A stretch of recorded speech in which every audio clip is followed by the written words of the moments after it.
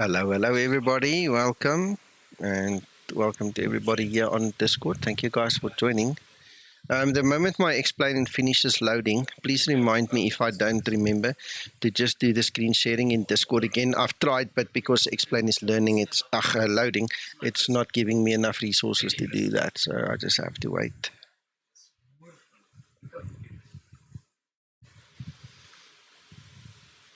Hello Tim, hello Zibo, if you guys are watching. Again, it's their handiwork we're going to look at. So there's a new autopilot code, and there is also new flight model aspects. Pushback failure. Have a go, see Aircraft what happens. appears to not have any Hello, steerable Agent gears. B7. Hello, Dave.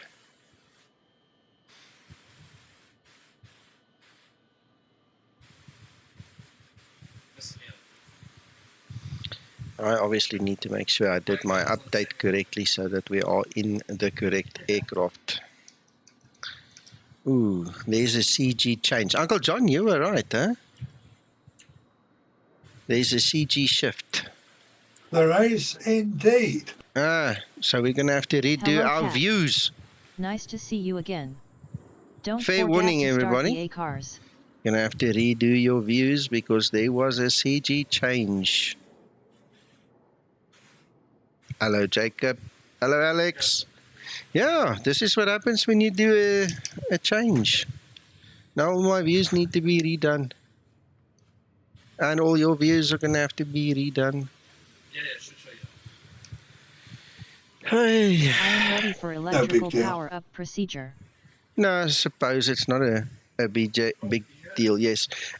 CG shift. It moved. Yes, this is the 7.2 release, yes. Yes, it's a release. So, damn it. Shift, yes, a shift. It moved. Okay, so before we go anywhere, let's just make sure we save the default view. Alright, I'm going to move this thing out of the screen there. Okay, so let's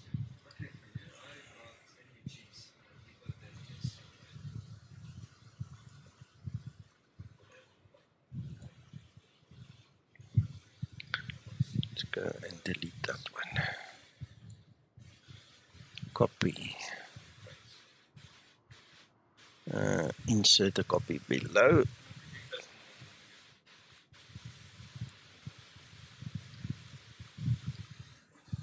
It's strange. I spoke to Zibo and Tim. None of them mentioned it was going to change. Oh, strange. Pilot eyes. Right.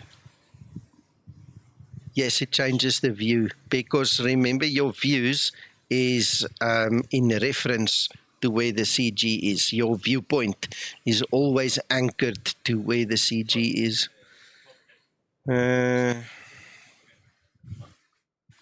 No, it's not on the torrents already. I will put it on the torrent later if it is a successful flight. Okay, so Zibo is confident it's much better than before, but he says that the ballooning on the glide slope might still be there. It could be visible, but the autopilot will compensate faster. Okay, so guys, just be warned. That is something we're also going to look at now, but that is the discussion I had with Zibo. 7.2 is in the Google Drive, Zibo's Google Drive, my Zibo Drive as well, okay, but it's not on the torrent yet. I have not had time. It's been a few minutes since Zibo gave us the release, okay? It's just too fast. He initially gave us the Alpha, 7 Bravo, all right, and I was supposed to stream 7 Bravo, and the next moment he released it and it was done. So, you know, it was just too fast on me. By that time, I was busy setting up the stream already. When I put it up as a torrent, it will be there, Alex. If we have time during the stream, we can do it. Okay, so thank you so much. No, Jacob, the torrent is something completely different. But anyway, okay, well, might as well start fiddling with my views.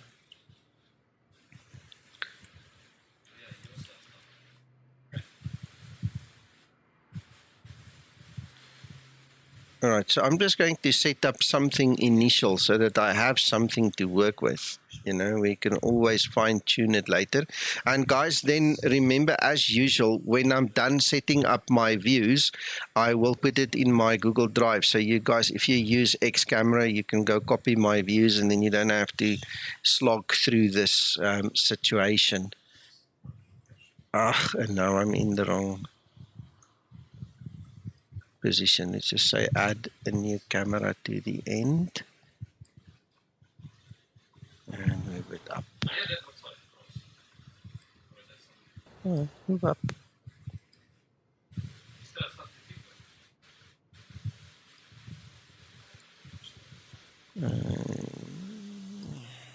Copy. I'm going to bring it over here so then you guys can have a look what I'm doing. So let's say copy and delete.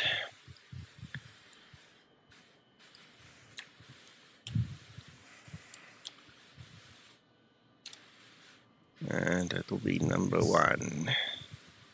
Save. Alright, so I haven't looked down, I haven't looked if it is centered or anything yet. Maybe that is a good plan. Let me get up right here. Yeah, Dave, that's the joy of being a test pilot, sir. It's not for everybody. So if you are happy with 6.9, stay there until we tell you we are ready to move on. What happened to my screen now? Now it's gone. Hold on. Why can I not see it? There we go.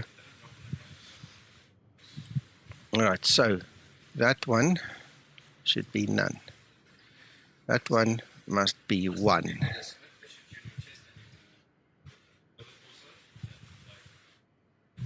Let's just move it.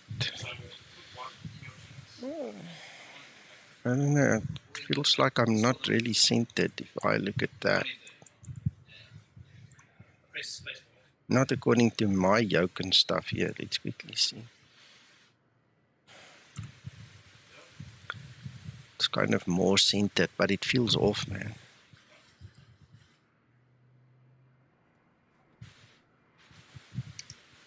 Right, so we can see the wiper.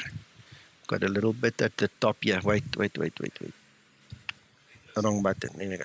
Now you can see my actual screen without limitations, right? So that gives us a nice clear view of what happens at the bottom as well as the top. We should be able to taxi. As I say, this is a rough copy. We'll fix it up later if we have to. So, first officer, we do the same there. Damn it, now Linda is there. Now I'm sitting on her lap. Sorry, ou Linda, you were.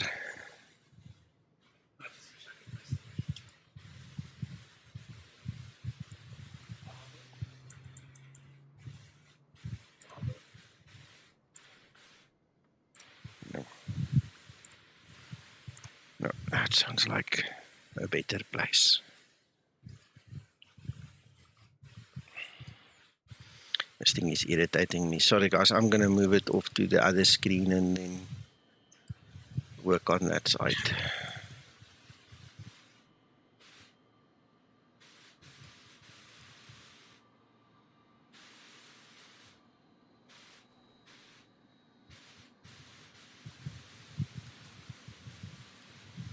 Its whole display has changed. Okay, anyway, so now we've got number 1 and we've got number 2, but we've got miserable frame rates for some reason. Oh heck, why would that be?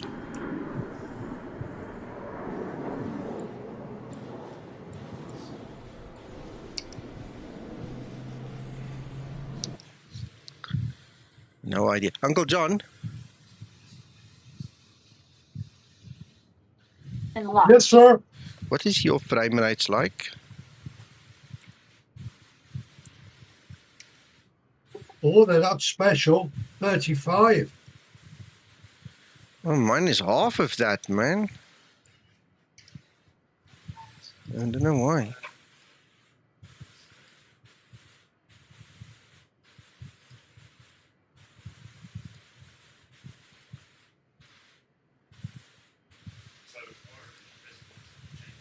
Zink is on.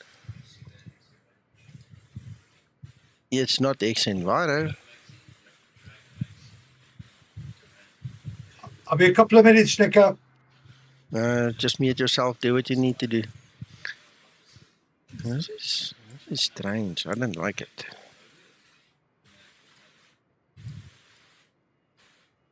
Hello, James. Yeah, it could be, Christer. It could be, you're right. Oh, sitting at a bad scenery. Anyway, okay, I'll slog through it, don't worry. We'll make a plan.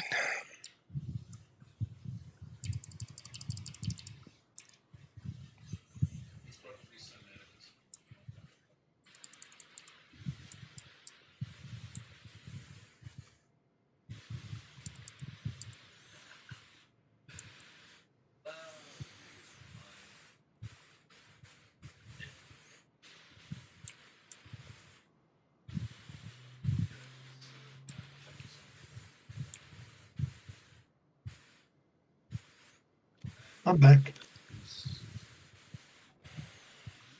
Okay.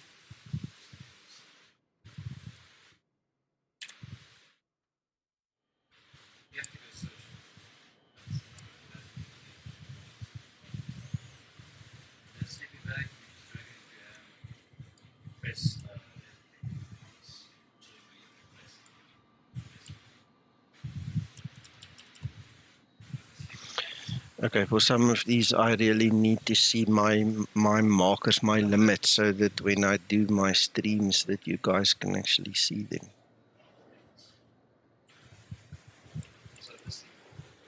No point in you guys not being able to see stuff.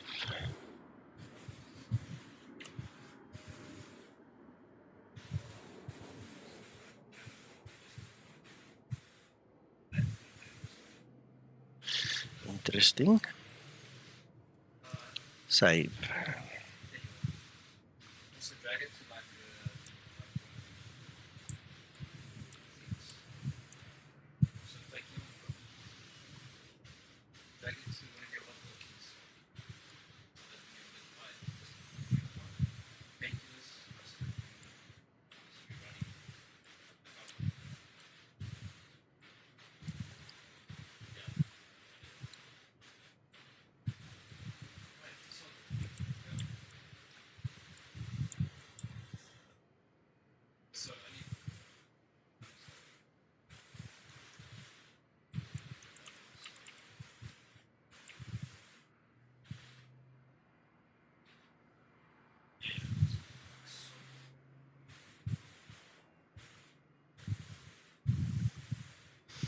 Jacob, you can ask, but I'm not familiar with it, so unless Zibo answers it, you'll probably have to ask him on the forum again. If he's watching the video, the stream here, then I can maybe relay it to him. You know, ask away, no problem. Right, did I save it? I think I did. Sorry, concentration. 5, 6, 4. Whew. Right, let's go back. 1, 2, 3, 4, 5, 6. Ooh, I'm getting 53 frames there. Now my frames are back up. Look, my frames are 37. Yeah, I'm back up to about 44. Yeah, it's like something was loading or not.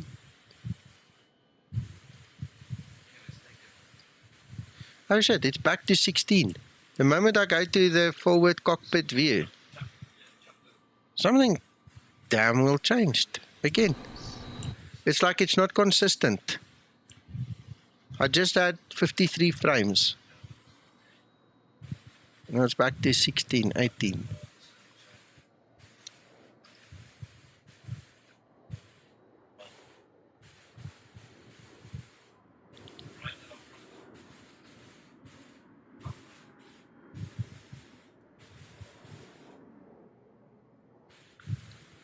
Yeah, no, then I think you must make a post on the forum, Jacob. It's going to be your best bet that Zibo can make a note of it and, put it there. Hopefully, I'm not jumping to conclusions, but I think there is an issue on FPS. Well, this is what I'm alluding to, Uncle John, because how can it go from 36 down to 15 and then back up again? And can I tell you something? Sorry, go. I was expecting 50, 55. Yeah. Okay. Well, tell you what, the moment I change the screen in my broadcasting software there, it died. When I go back to that screen, it climbs up again. So this looks, for me, from what I see now, just perception, it looks like there's an issue with my broadcasting software. There it dies. It dies. The moment I go into the full screen mode, it dies. Well, I'm not using broadcasting.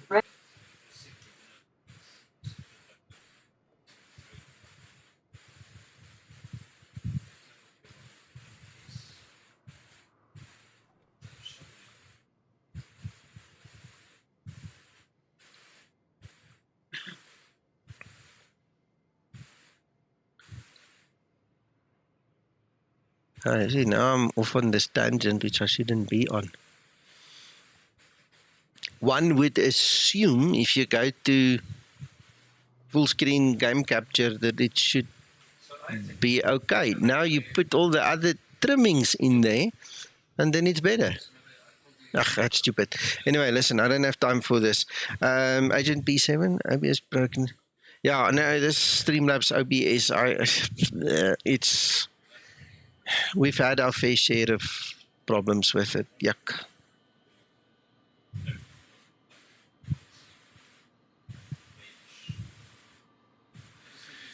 Okay, Krister, thank you for that. Okay, I'm going to try slog through because obviously when we do this screen, you guys can see more, okay? Then I'll have to go and find out what the hell the rest of the problem is. Something, somewhere. Yeah, exactly. Agent B7, you're right. It's got a couple of things in it that I simply cannot understand what the problem is. I don't know. Okay, so anyway, let's continue. 6. There is now 7, so...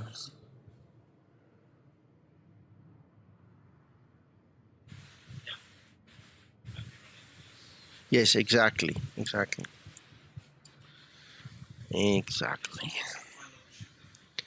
There's 3 flavors of OBS that I use, and because I've standardized on streaming on YouTube, I've standardized on using slobs. Okay.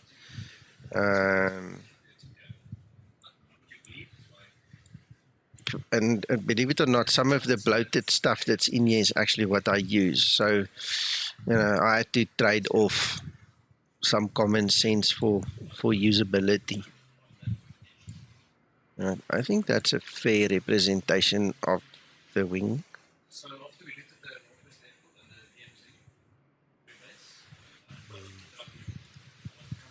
I started with OBS Studio, went to slobs, then I found Stream Elements. I used Stream Elements for quite some time, and then I came back to slobs.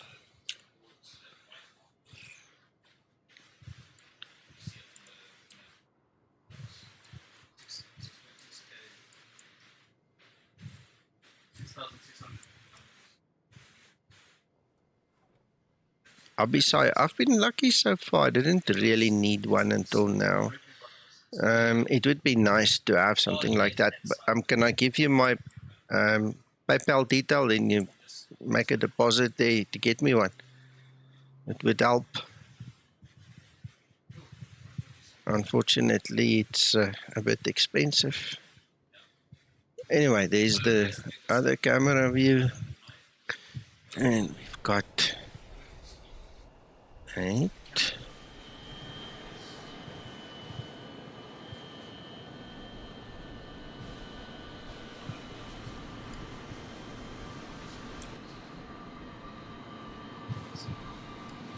Flyby.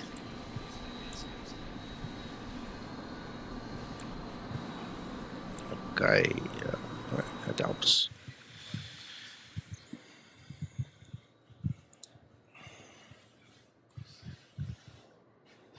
So while I'm changing this view, I'm actually going to go a bit closer to the wing, because the idea was to see if we have icing on the wing, and that one was maybe a little bit too far forward, so we might as well fix that problem now while we're at it. Yeah. We don't want to break through the fuselage and get the external sounds. Oh, no. That's not a good idea. Actually, move a little bit more that way. So from here on, we're still breaking that glass, are we? Oh no, that's a shadow. Careful. Right, so we should be able to see the actual icing from here if we need to. And then we can see the reverses when we actually Reverse activate unlocked. them. Well, there's nothing on, so it won't show.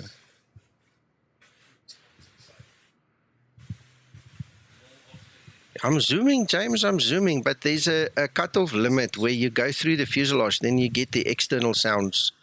So I've got to be careful for it. We'll test it when we are in the air, just to make sure that we're okay. Let's save that one.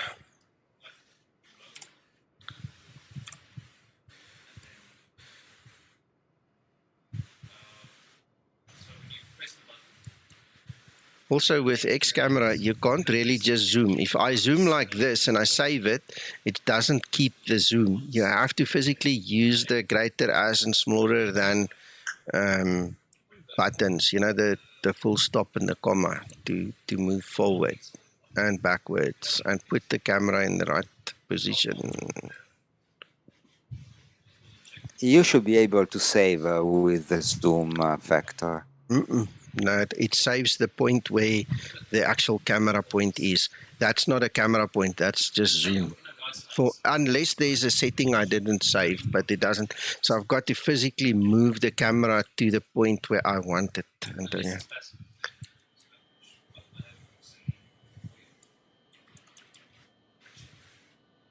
Just have to make sure I don't mess this thing up.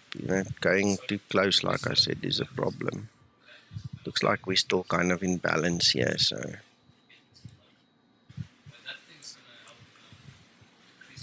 Right, we'll test it in the air just to make sure that we don't have the external sounds bleeding through now.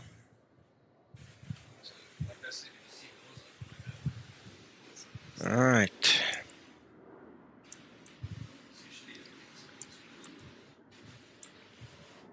So I think I've got it. All right. Uncle John's probably waiting for me already. So guys, let's get going. Let's start setting up.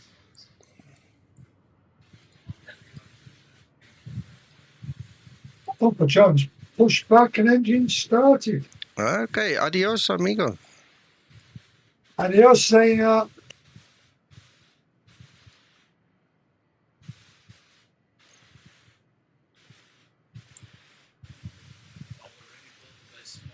Okay, I just want to close this thing without overwriting my views. All right, let's get this thing going.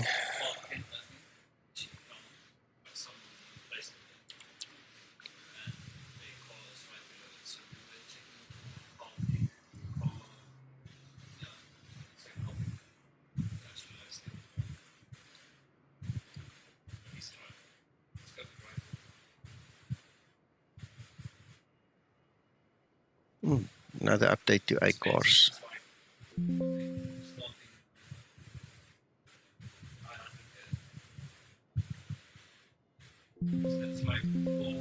Now it's blocked me. Just have to wait for ACARS to update now. Damn it.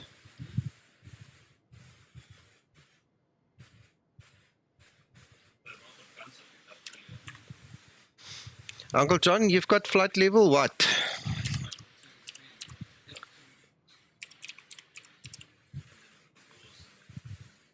$350, sir. Okay.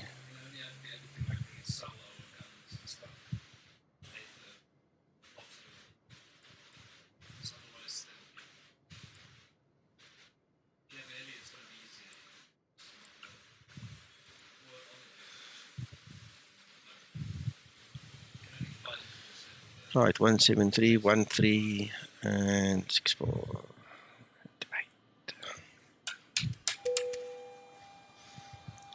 Ground flight deck hose is connected and starting refueling.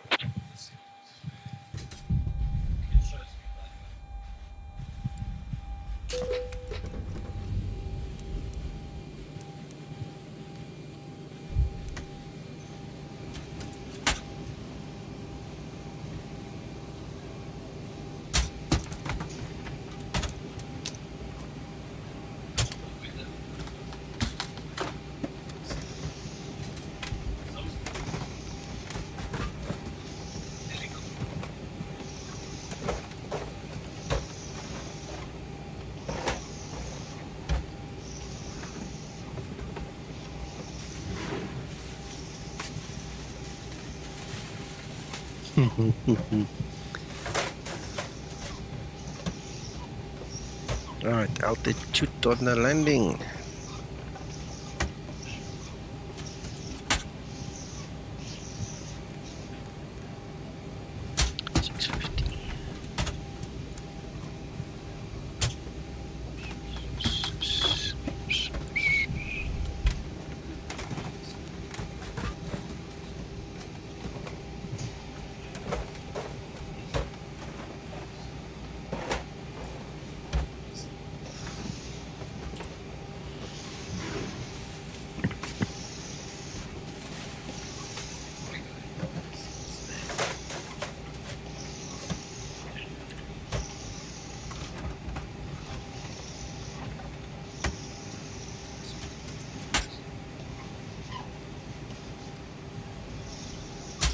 See you at the other end. Okay, enjoy. You too. Thank you.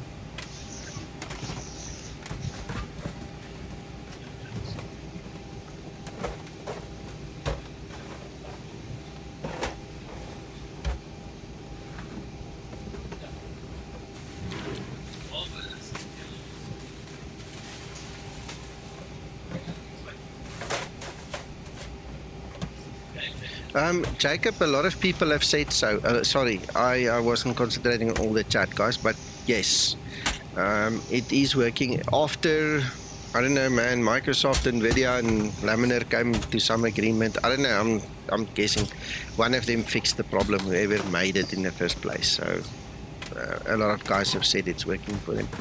Hello, Spawning Salmon. Haven't seen you in a while. Welcome.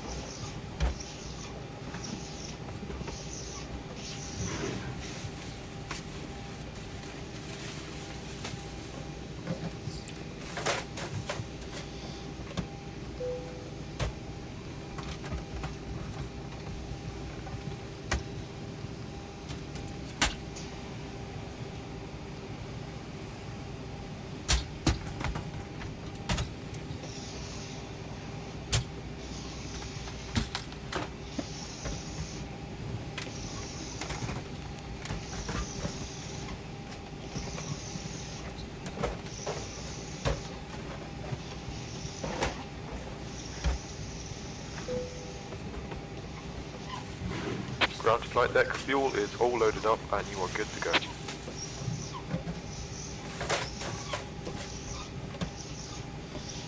I have to update that guide a little bit. That's not the only thing I need to change, Jacob. There's quite a few things I need to change. I just have not had the time. Gotcha, spawning salmon. Well, thank you.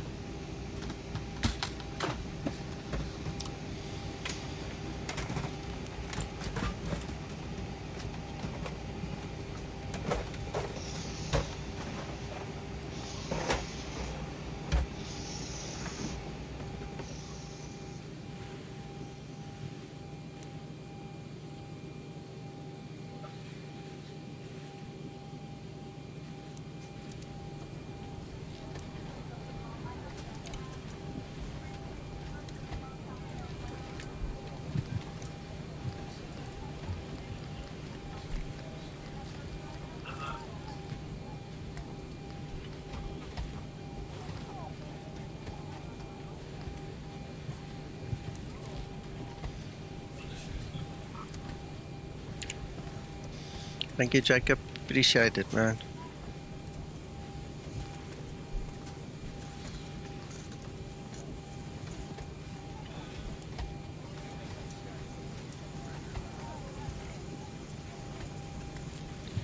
In Explain 1208, they did do some optimization, so you won't be wrong.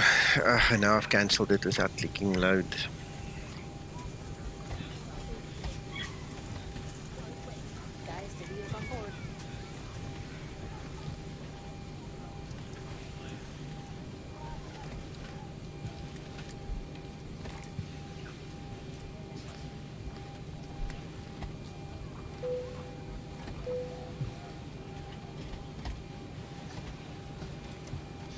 Okay, we're gonna have to go look at that, but we'll finish the programming. That's good enough. Ready for pre-flight procedure. Trim up.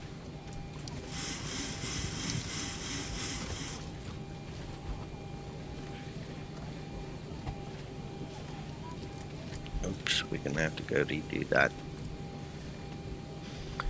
Alright, so let's just give it a minute so it can load. We can start the APUs along while we wait.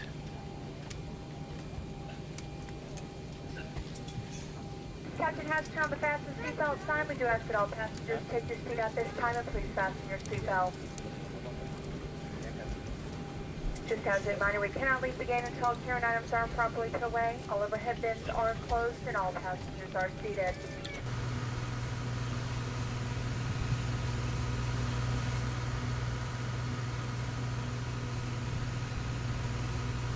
Jacob Wickworth donated 27 Swedish kroner through SuperChat.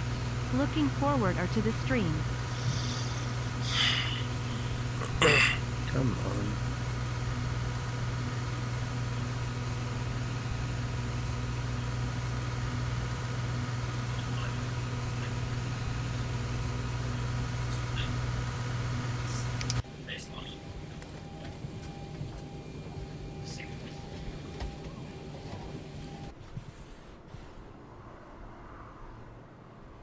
Captain, we are freezing in the cabin. Shame, man. Just hang tight, buddy. We'll get to you just now. Now the cockpit, plan acknowledged. Call us through the menu when you're ready to go. Hello, Nathan. Nice, nice.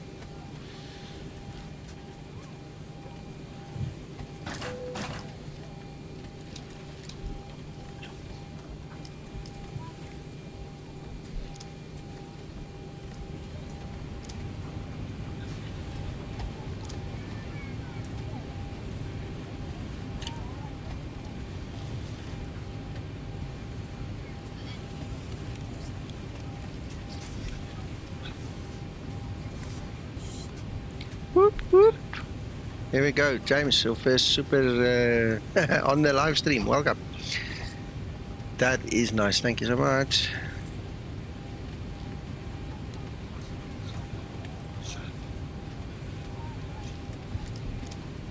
I swear.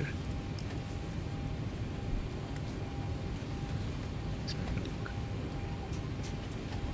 I think it's also said the isolation valve must be closed for this because we want to pump some hot air in there. Yes, close. There we go. Thank you, Antonio.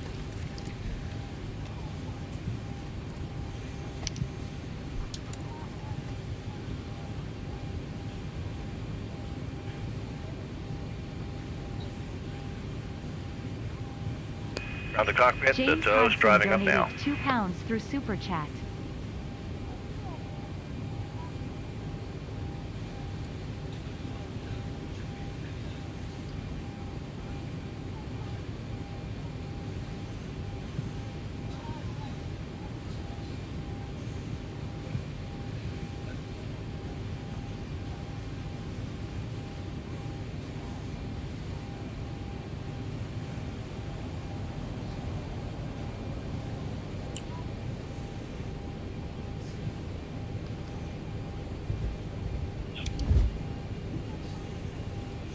Trim up.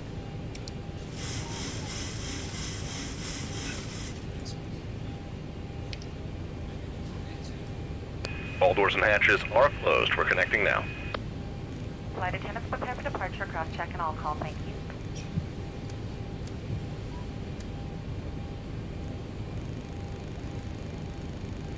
All right, we got everyone strapped in. Give us a ring if you need anything.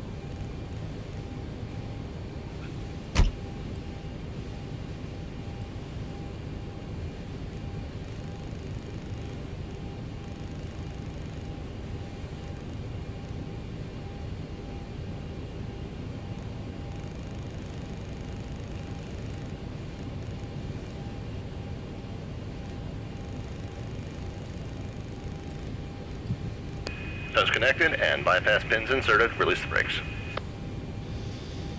So we're on the bus. Let's get our hydraulics sorted. And we should be good to go. Before start procedure. Before start procedure. Okay, push is commencing. Go ahead and start the engines. I do, Nathan. Auto throttle's active. I can even go and switch those ones on. Now I'm happy.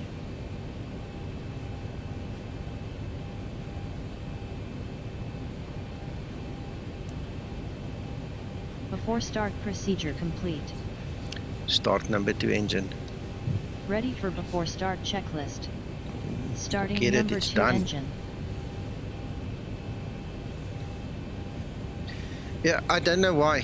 I honestly don't know why, but also remember I've got an AMD, right? So my AMD graphics is not like the NVIDIA, and it is strange sometimes. Don't know why. It just happens. It's like it's overly dark with some, I don't know, look at the borders. The borders are like accentuated. It's weird. It's very weird. One day, my friend, one day. When my No ship... issue with FPS, Nico. Good. Yeah, mine is stabilized. It's since I stopped playing with the broadcasting software. That was what was killing it. Anyway, like I was saying, one day when my ship comes, I'll get myself a 4070 or something again and go back to NVIDIA. But at the time when I upgraded this machine, there was not any NVIDIAs available in South Africa. So I was literally, you know, forced to go AMD to my own detriment. I mean, it's just not NVIDIA, man. Operations complete. Set the brakes. Stand by. We're disconnecting the tow now. Did you actually start the engines? No, you did not. Start number 2 engine. Don't know what you did. Starting number 2 engine. Didn't do what I asked you to do.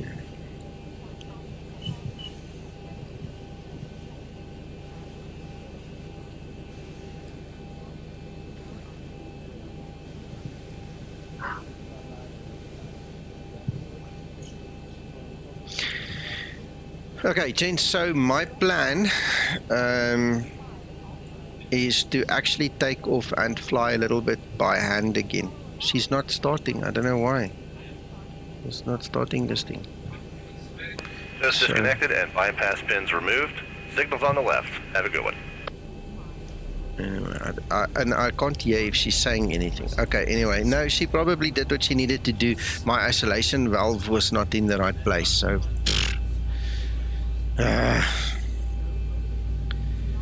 John McPherson, yes, there's quite a few things. The biggest difference is that the CG shifted in the aircraft model, so we had to redo all our views. Okay, so that's going to be a bummer. I can already hear the users moan about that, but that's just unfortunate. It's one of those things. It's a 10-minute job. Yeah, it's not the end of the world. No. Start number 1 engine. I do apologize, Linda. I forgot the isolation valve was in the wrong place, man. Sorry, Dolly. What can we do? Jacob, the difference between a 4070 and a 4080 for me, personally, for what I do, what I use, is not really financially worth it at this point in time, I promise you. I've looked at both of those once, and for me to spend an additional 10,000-15,000 South African rand just because I want to go from 70 to 80, I don't know, man. I'm not sure if that's something I really want to do.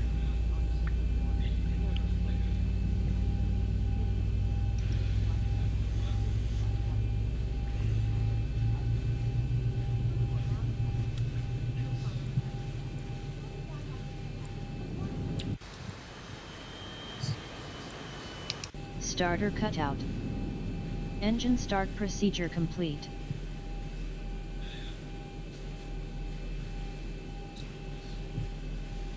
No, John, that thing should work, but it's not talking about the same thing. It's not doing the same job. So because the CG shifts, you're gonna have to move your camera. I had to move my cameras backwards. So in other words, it appears that Twixter moved the CG forward.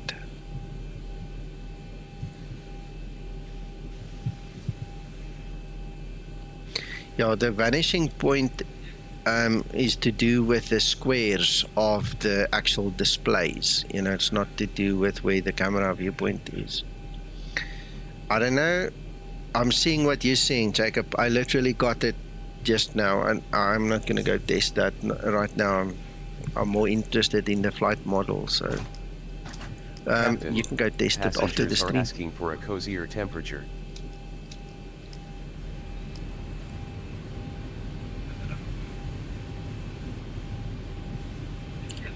Okay.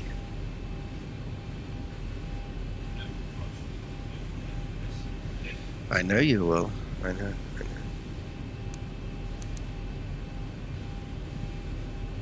Right. Okay, I think we're ready to go. Rock and roll. Let's do what we need to do here. That is all set. Okay.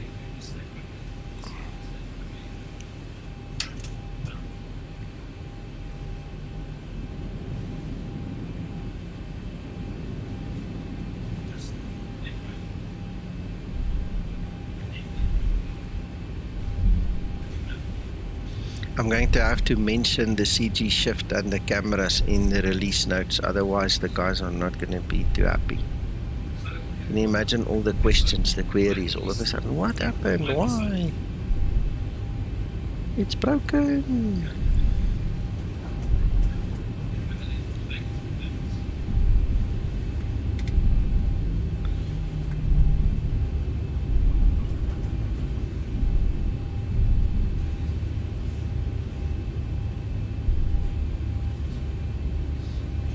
Hello, Dero. How you doing, mate?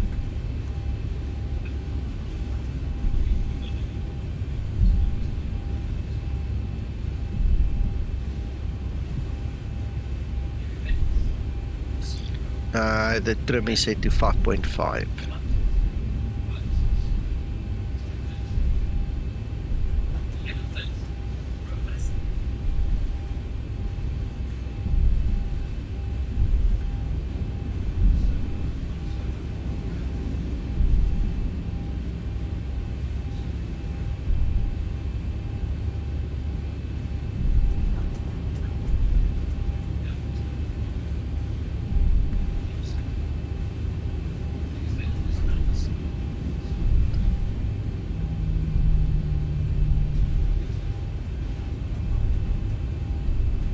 The scenery is way off what the charts are suggesting. Completely wrong.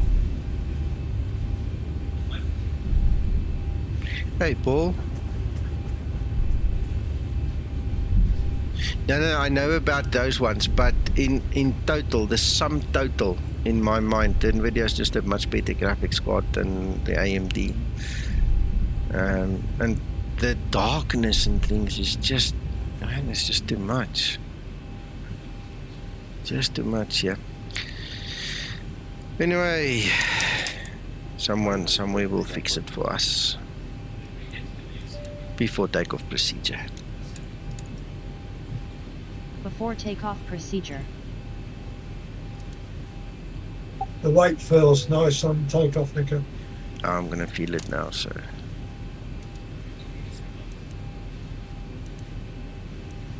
Before takeoff procedure complete. Ready for before takeoff checklist.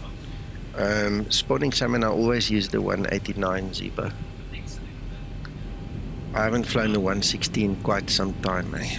That was my go-to forever and a day, and then one day I kind of switched over and it just stayed there.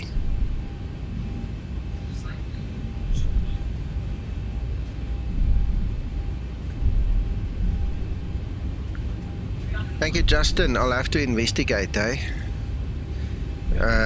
I've been investing slowly but surely in some X-Plane 12 scenery, so it would be nice if there is a new one.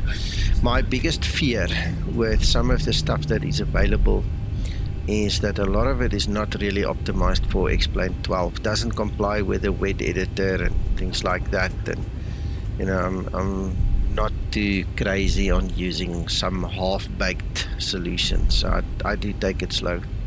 Hello, Wycliffe. Can you stream on Discord, please? Did I not? Oh. See, I did forget. Sorry. Thank you, Kirby. Right.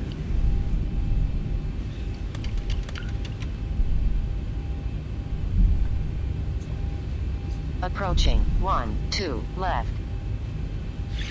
Yeah, Wycliffe, we're okay. This is a major update and there was a CG shift, so all the cameras had to be reconfigured, and took me a few minutes. You guys can watch the beginning of the video to see all that, but I think on runway 1-2 left.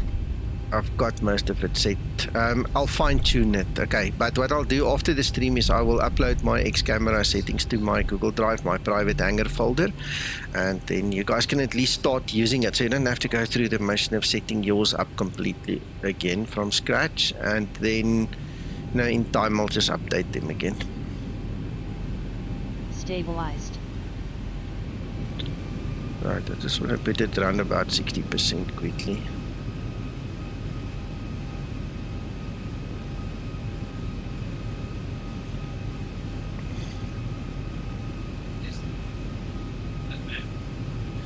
Nathan, we're in the Skymatix live on air, so the link to join Discord is below the video in the show notes. So just under the title you click on more or show more, you can follow, and then just click the OK button on Discord, you know, to get your access and all, and then you just pop in here. I see you're already here. Hello, Nathan. That's quick. On runway 1-2 left. On runway. Right, okay, I think that's about it.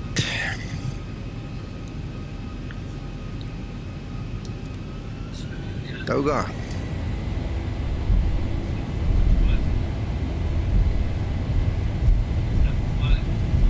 It's already up, yes, it's already been released.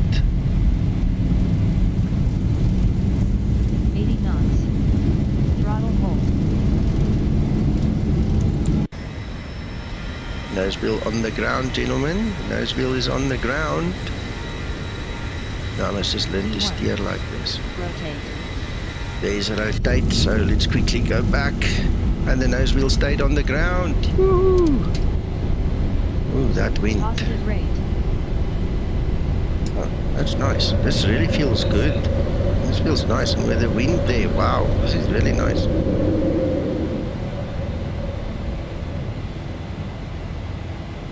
Yeah, this is not bad.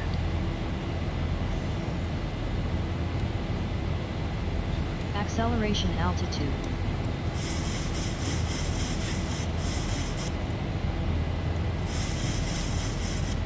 Hey, can you hear me on the channel now? Yep, we can. Welcome. Thanks. No worries.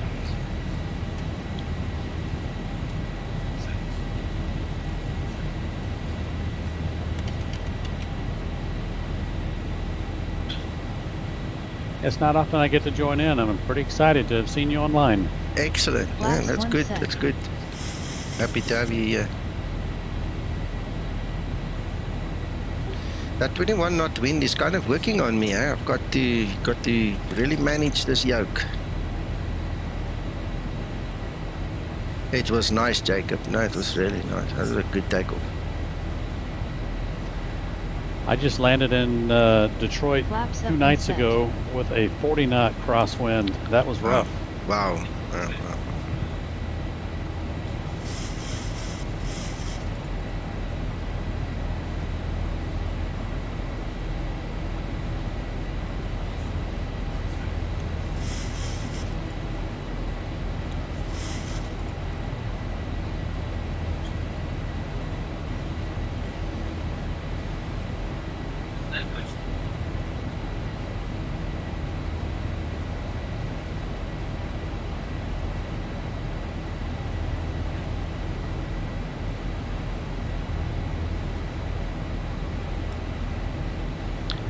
It's Nathan Little. Jacob. Yes. Yes. Yeah, Jacob was just asking who's speaking.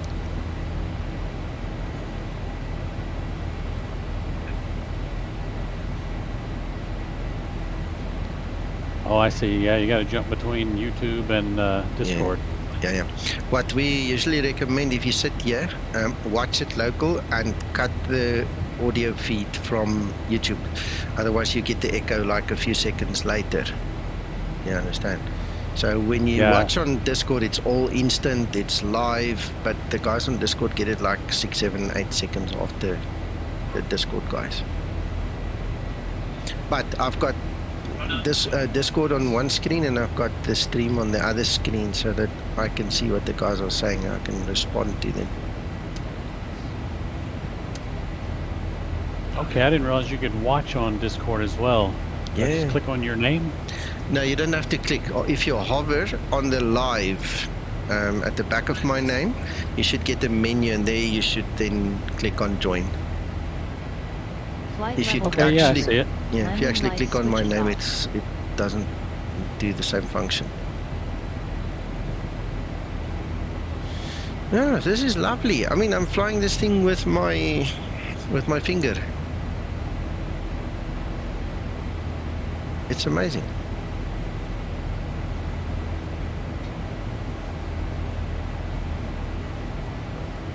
You got it, Krista. It's really nice. It's really nice.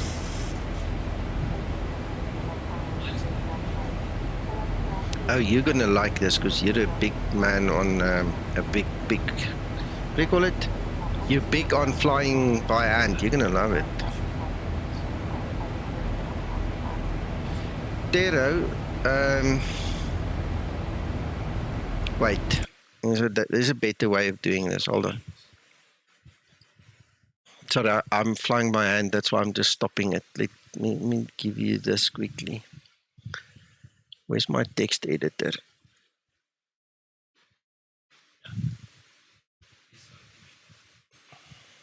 Oh. Let me also just add this in here.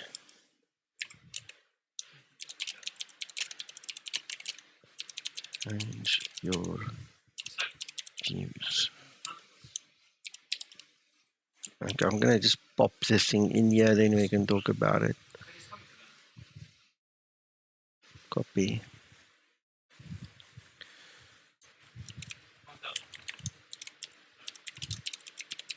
Just log.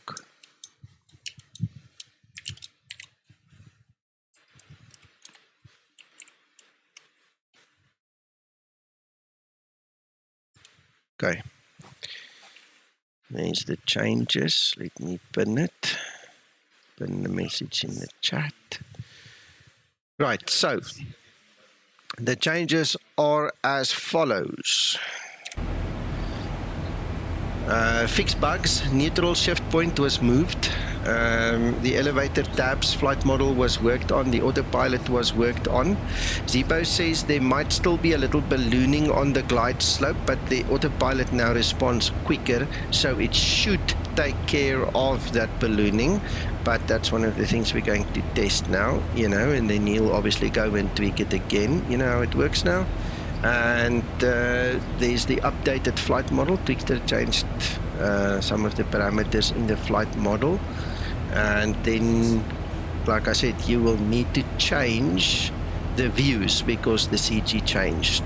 Okay, so I didn't write there the CG changed, that's why you need to do it, but now you've heard it here, that's the reason. Okay, so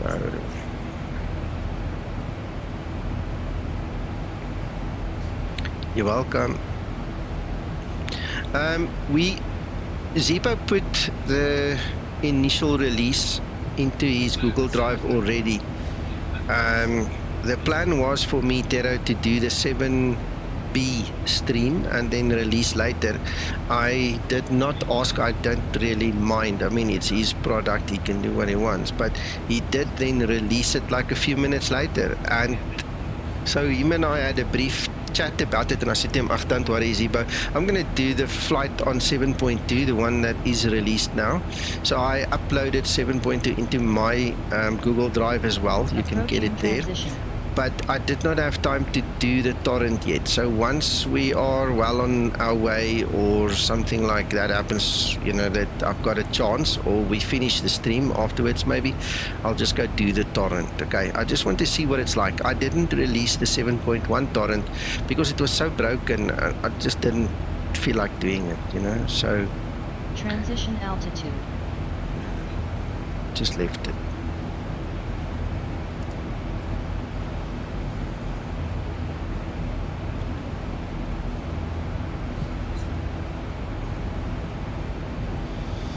I obviously have to, compensate on the ailerons a little bit. Yes, so I'm rolling the yoke every now and then just to stay on track. But I haven't done anything lately on the climb. Yes, Antonio. Okay. No, you are flying. You are hand flying. Yeah. Sorry. Yeah, no, I'm hand flying.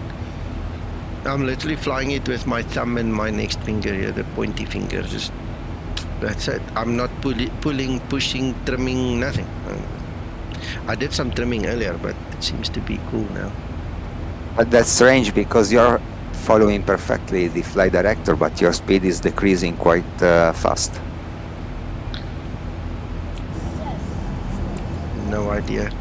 That is interesting. And the engines are actually spooling quite nicely. Yeah, so they are on spot, and the flight director should command you to, to go down to get some speed.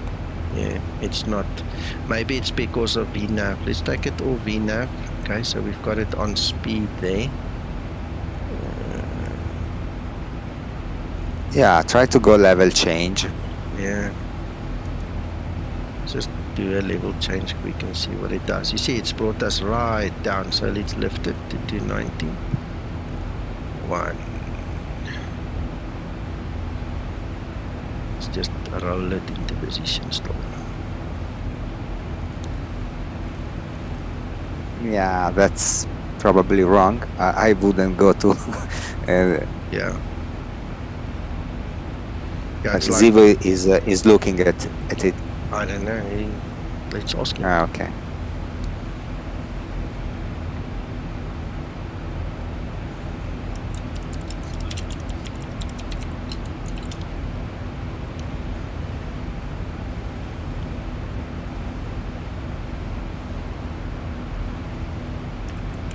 Yeah, I don't want to go to conclusions, but probably the flight director should bring you down. Yeah, it should. Look, the flight director seems to be bringing me down. In all honesty, look, it's just above 6 degrees there, if I'm guessing correctly, because there's 10. Yeah, it's probably at about 6 degrees. What's not happening is I don't think the nose is really dipping far enough to accelerate. because the moment I push it forward a little bit, you see, look, it's like now, there we go.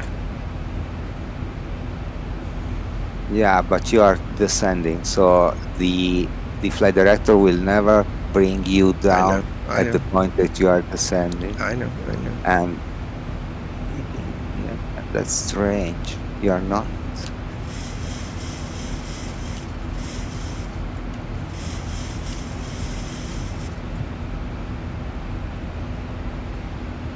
Okay, so we've done the hand flying bit. Why don't we just move over and we hit the command? Let's see what it does with VNAV.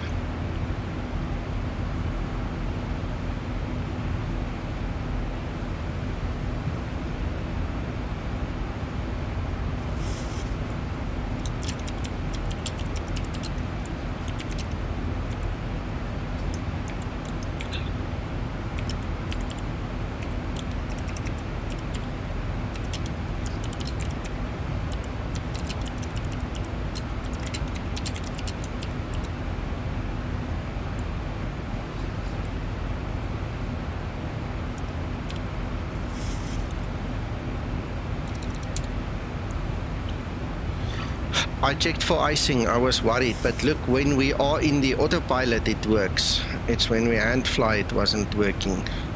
Yeah, that's why I went there to look. If there was icing, you would have seen it. Remember, Explain 12 simulates it. It shows you when there's icing. There's no icing here. If there was icing, even the autopilot wouldn't have, you know, fixed the problem, so to speak. Yeah. Well, I've mentioned it to Zibo now. He's obviously busy. I was thinking one of the reasons he might have pushed the actual release so early was because he had other engagements. So I'm not holding my breath for him to watch at this point in time. As long as he gets the message. Okay.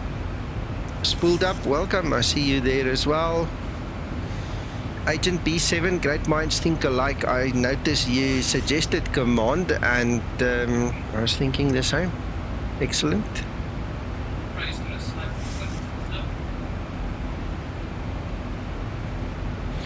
Well, if it was up, which is very possible, it was ever so slightly. Ever so slightly. I wouldn't have expected it to have such a great influence. But who knows? If Zibo comes back and he says the same, I'm not going to argue, and I like what you say. It's very possible. It could very well be. You know, that the 2 degrees or the 1 degree even, you know, that it was above the flight director was not really nice. So, it's possible.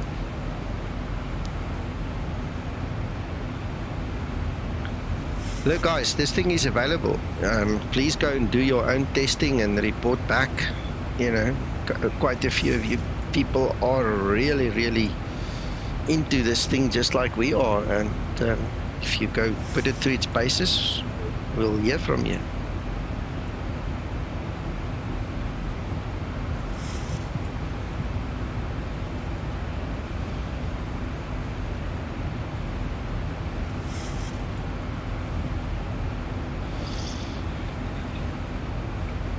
Uncle John?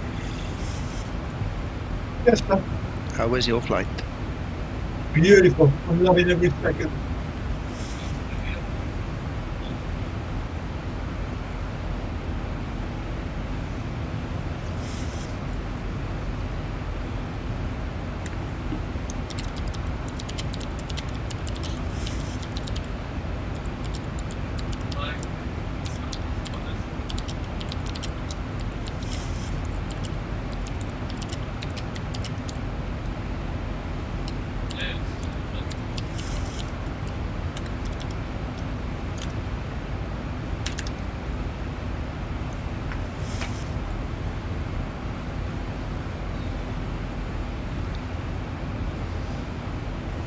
Seems to be, Jacob.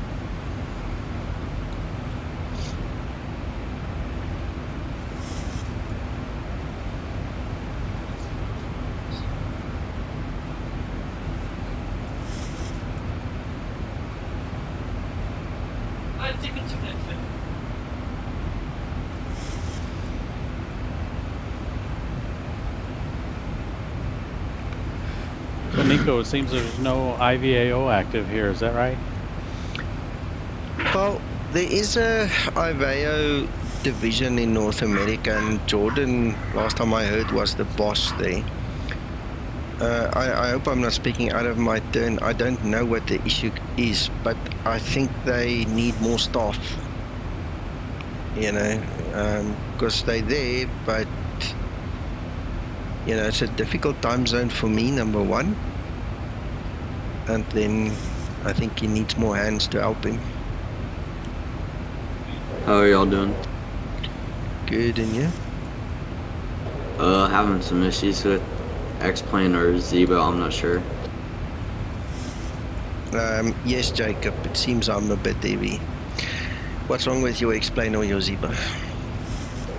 So my rudder pedals, they show up in the X-Plane settings, and whenever I'm on the ground and whatever, my rudder pedal or the yaw, it works, so I'm able to like steer the plane, but the toe brakes don't work even though they show up in the settings. And they've been calibrated? Yep, I've switched the USB, recalibrated everything. And you sure you didn't have them in the wrong, how do we say, direction? That you need to actually, there's like a tick box to change it from the one direction to the other direction. Have you checked that maybe? What do they call it? Let me see. Reverse access. Yeah. Reverse access, yeah. Yeah, I just checked mine, and that's how it's set up as reverse. Okay. Well, just check all of them. Yeah, have a go. See. The last thing I can recommend, because this happened to me personally, but on my yoke, not on my pedals.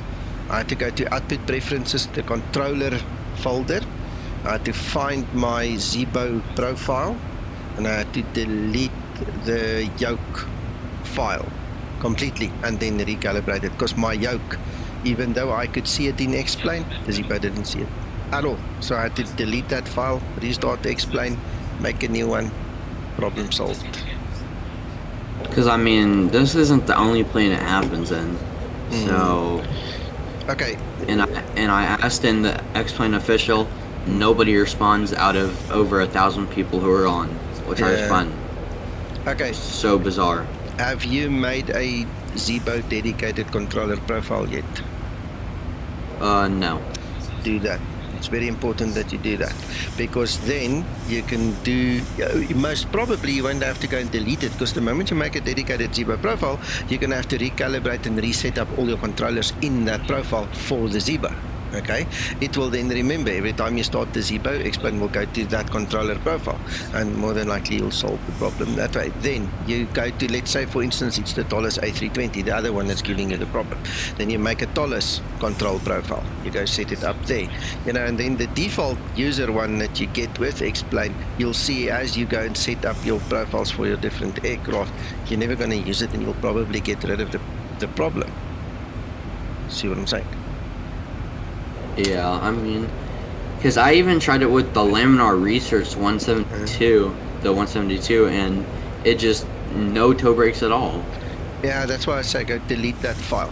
But the other way of doing it, the better way of doing it anyway, is to create the controller profile either per aircraft or per type. So I've got a profile, for instance, or I used to have a profile for something like 4 engines. So my 737 and the A340 would share it. Then I realized, but hang on, it's 2 different aircraft. And I made an A340 rather than a 747 one.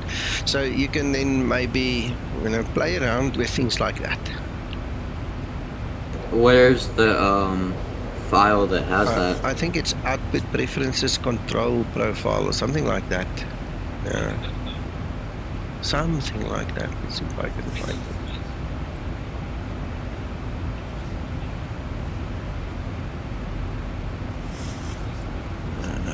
Right. Explain installation. Output.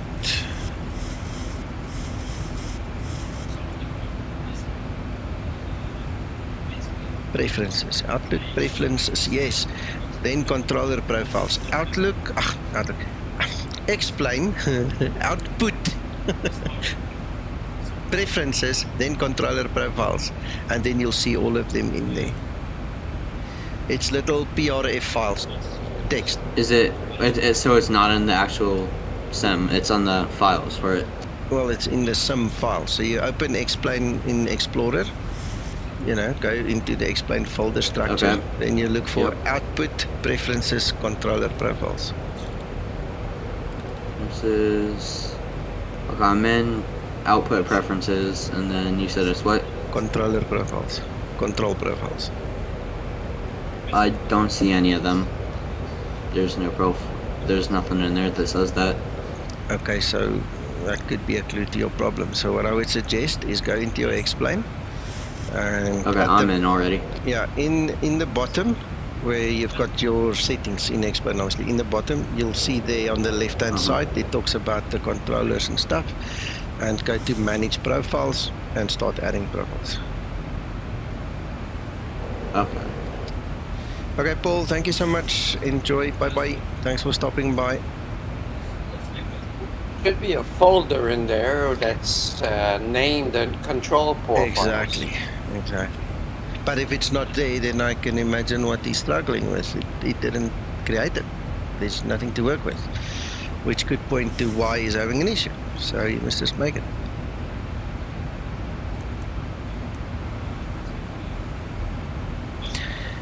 Twixter. Tim, are you here? Are you listening? Yeah, I'm here with you now. All right, cool. Thank you for joining us. Thank you for your work again with the flight model. Well, there's quite a bit of changes there, so if you have any questions, just let me know. If there's and where fors. You know, I did in fact have to speak a little bit, but I know people don't like that, but you know, you have to choose between a supply right or you have to be inconvenienced to redo your cameras. Okay. Dexter, I don't know how far you are from your microphone, but you sound like a bit distorted tonight. Can you come closer? Yeah, is that better? Slightly. Okay. That's weird because maybe it's because I'm getting the feedback from your sound in the background. That's probably it. Yeah, that's probably the feedback because it is distorted. But I'm sure we can hear. Twixter, the last time we had to redo our views, it was because of a CG shift. I suppose it's the same thing because we had to redo all our views in 7.2. Yeah, it's always the same thing, you know. Lambert, I have no clue why they hooked your views to your center of gravity. Okay. It makes no sense to me. It should be hooked to the reference point on the aircraft. But for whatever reason, ever since XP11, as you know, it's for the center of gravity. So if we have to make an adjustment to the center of gravity for whatever the reason, and I can go into the detail of that if you want me to, but I'm going to try not to unless you ask, because I don't want to dominate, you know, my conversations. My explanations can get lengthy. So, but anyway, I had to change the relationship to the what we Lambert calls it the rotation, or excuse me, the ROG. Anyway, it's the point of gyration. You know, the missing the proper term, the ROG. But basically, it's the neutral point. You know, in real aviation, we would call it the neutral point. Lambert calls it the radius of gyration. That's what it is. Okay. Which can throw you way off. Yeah.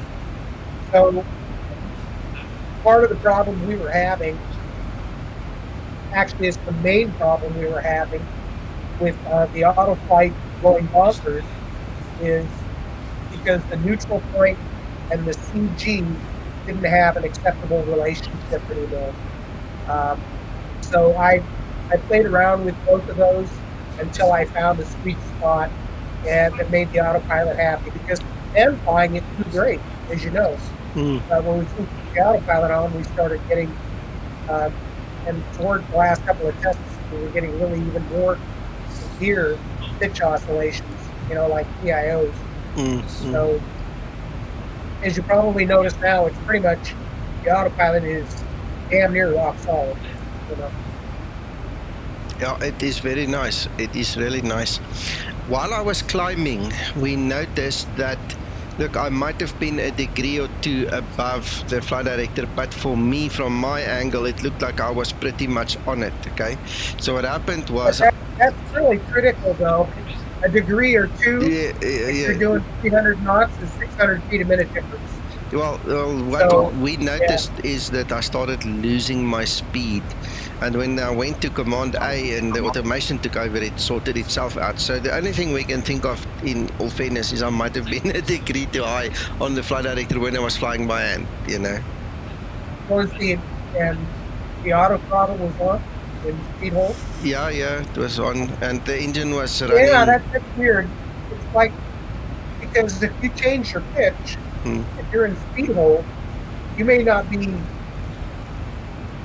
well, you know, there's a difference when you're hand flying, right? If you're not right on the flight director and you're in speed hold, the flight director vertical pitch command is giving you a command based on airspeed.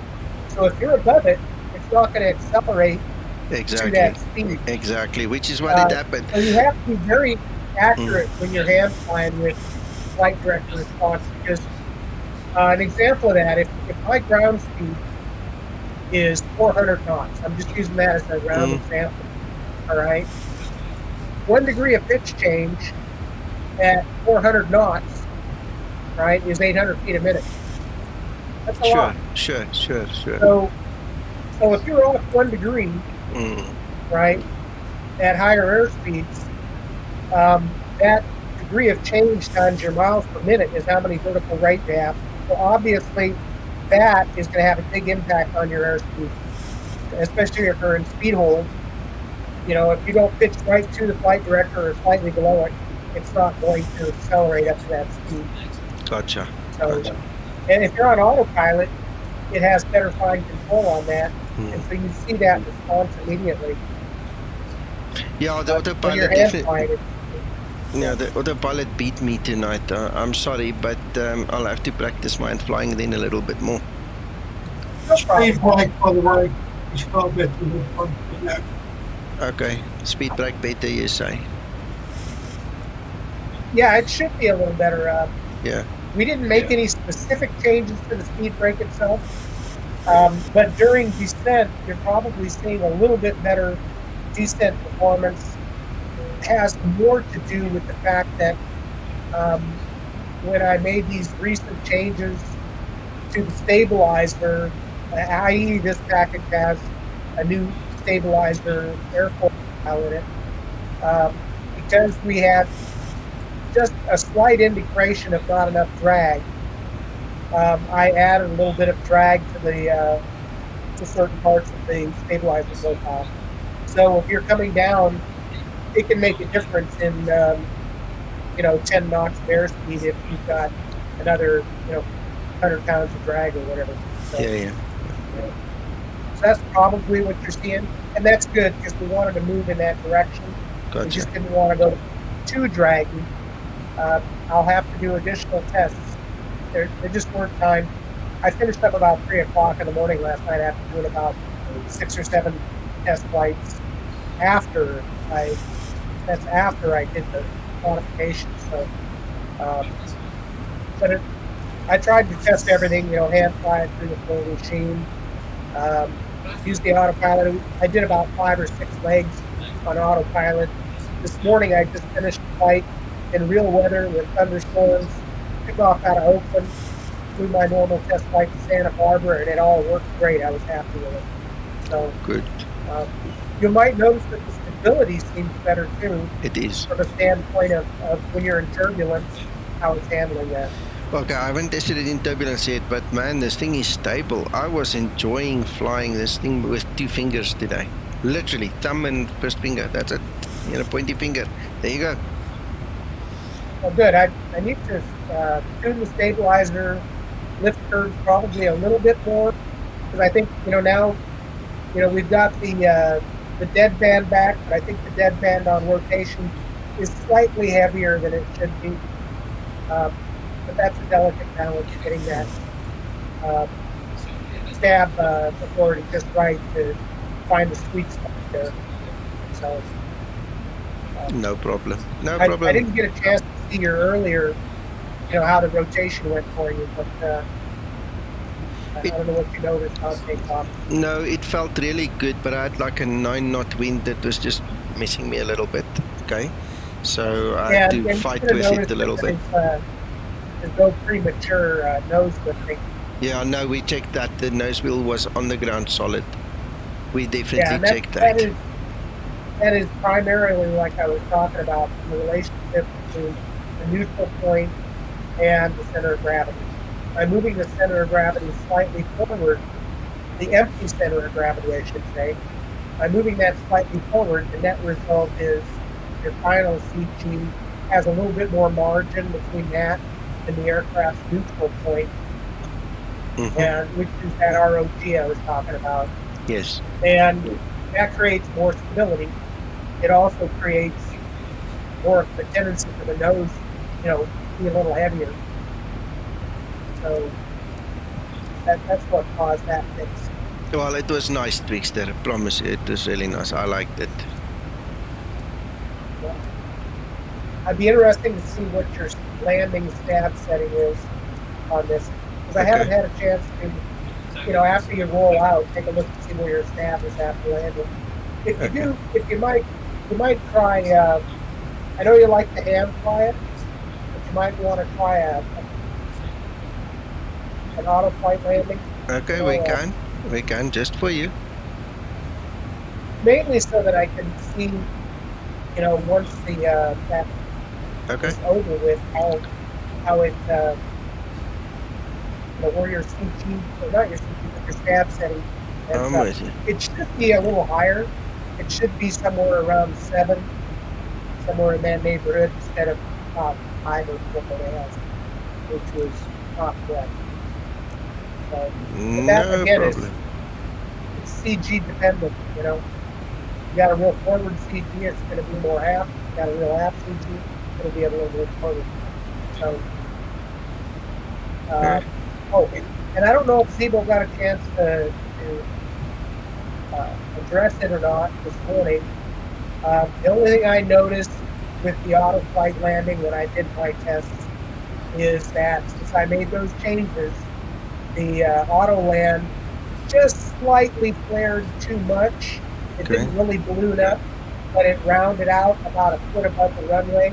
And then once it realized it wasn't touching down, it rightfully let the nose down a little bit, and then the airplane landed. So it extended the landing distance about 300 or 400 feet for what it should be. Okay. But otherwise, it was making a good auto land. It just wasn't kissing the pavement at the bottom of the rotation. Okay. Right?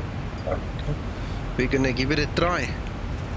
Yeah, I don't know if you have yet time to tune that or not. My guess is probably not, but maybe. We're gonna give it a bash.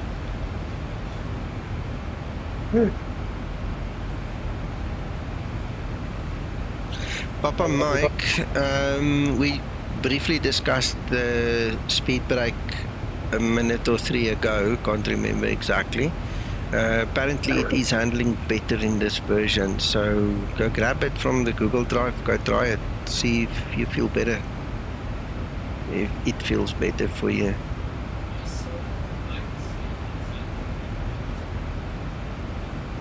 Everybody, I've finished my Chinese tea, so I'm here now. Excellent. With you. Good evening, Wycliffe. It was. Thank you. It was very nice. Chicken fried rice. Lovely. Good. Twixter, this thing is very stable. Eh? I mean, all those oscillation things are gone. Just seems to be really nice. Yeah, it's amazing how something that seems insignificant makes such a big difference. And it was actually displaying. The characteristics of neutral to negative stability. Yet when I hand flew it, it didn't feel like that. The only thing what actually got me pointed in the right direction is something I don't do every day. I usually do only when I'm doing initial development on the flight model, and that was I went and I did a dynamic stability Ready for descent fluid procedure. where we, I showed you how when you pull the nose up, you're in a neutral airspeed, you're 50 knots, thrust is set, nothing's changed, everything is stabilized. You pull the nose up to about 15 degrees, relax it, and just let the airplane fly through, several rotations to see how positive stability works. Where it's just bring it right back to level flight. In somewhere in a jet, about 7 or 8 cycles. Propeller airplanes just quicker than 4 or 5 cycles. Okay. But there's a reason for that, and I won't go into here. We're not teaching aerodynamics today. But the point was, it took more cycles than it should have. And I thought, now what's going on here? Because it used to do it right. And I thought, that's got to be a sign that my CG and my neutral point are not, they're too close together. So I ended up adjusting both that radius of gyration and the CG, and bang, all of a sudden everything was right in there. So that's what, it's not always easy. It's kind of like an Easter egg hunt sometimes. Well, I think you did a great job of it yet again, so we'll wait to hear what the rest of society says about it, but I'm enjoying this flight. Well, the descent, arrival, and landing are usually where, the bigger issues show up, right? So I'm interested to see how you do with it. What was I going to say there?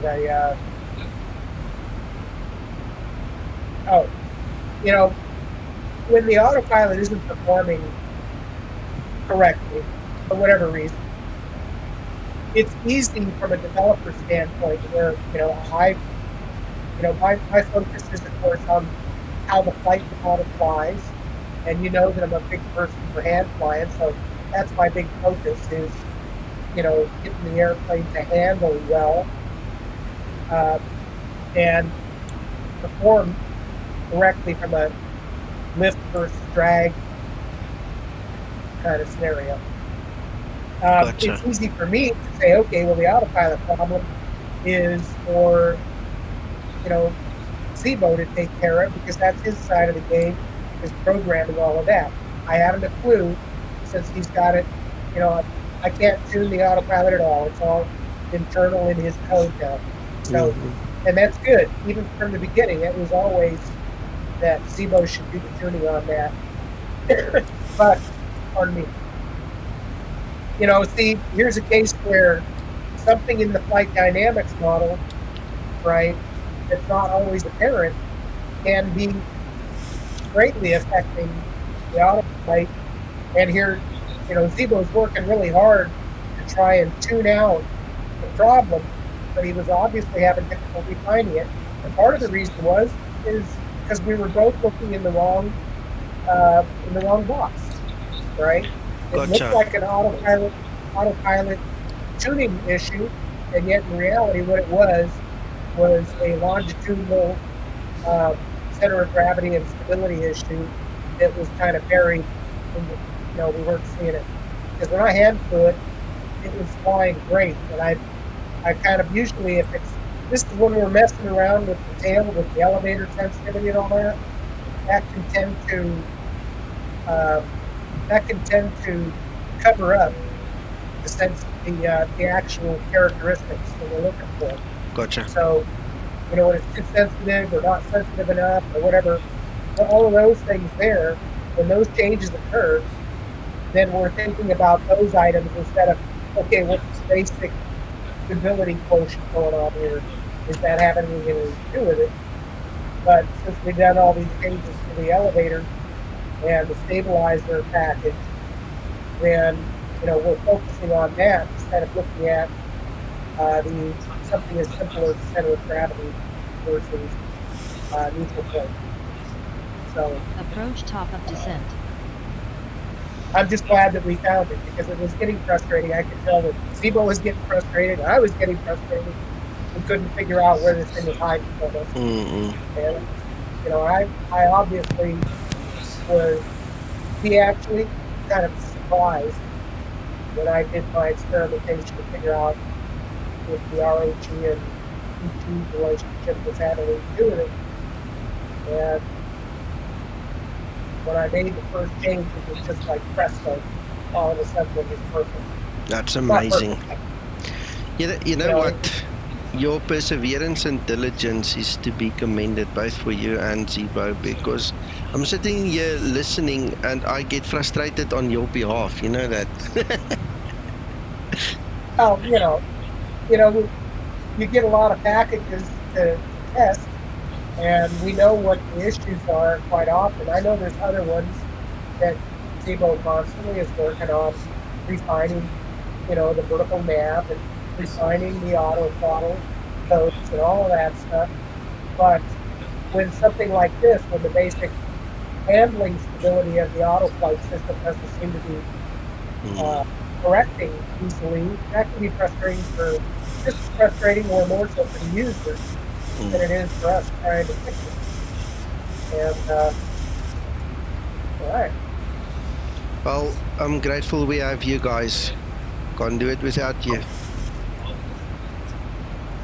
Well, I guess there's another way of looking at it. We all get used to the fact that we can do these. I'm not always available to do all these updates, or on my side, right? For the last year or so, I was pretty difficult for me to spend much time modeling the flight models. And then the day after tomorrow, I've got to go, do a flight down to the Caribbean, and I guess be lucky to come back on Christmas Day. So, yeah. So after today, I wouldn't have had much time to do it. Gotcha. Your family going with you, or is this job? Oh no, I was just work. Okay. Earning a paycheck. I think I told you before. I'm not flying for time. I'm not flying for an operator anymore. I'm self-employed, so now operating as a contract pilot. Yeah. So it comes and goes. Whenever an opportunity comes in to go fly, I take it. In this case, it's going to be, I'll be gone on at least Christmas Eve. I may be on Christmas Day. But hey, it's paycheck. Excellent. No, got it. I get it.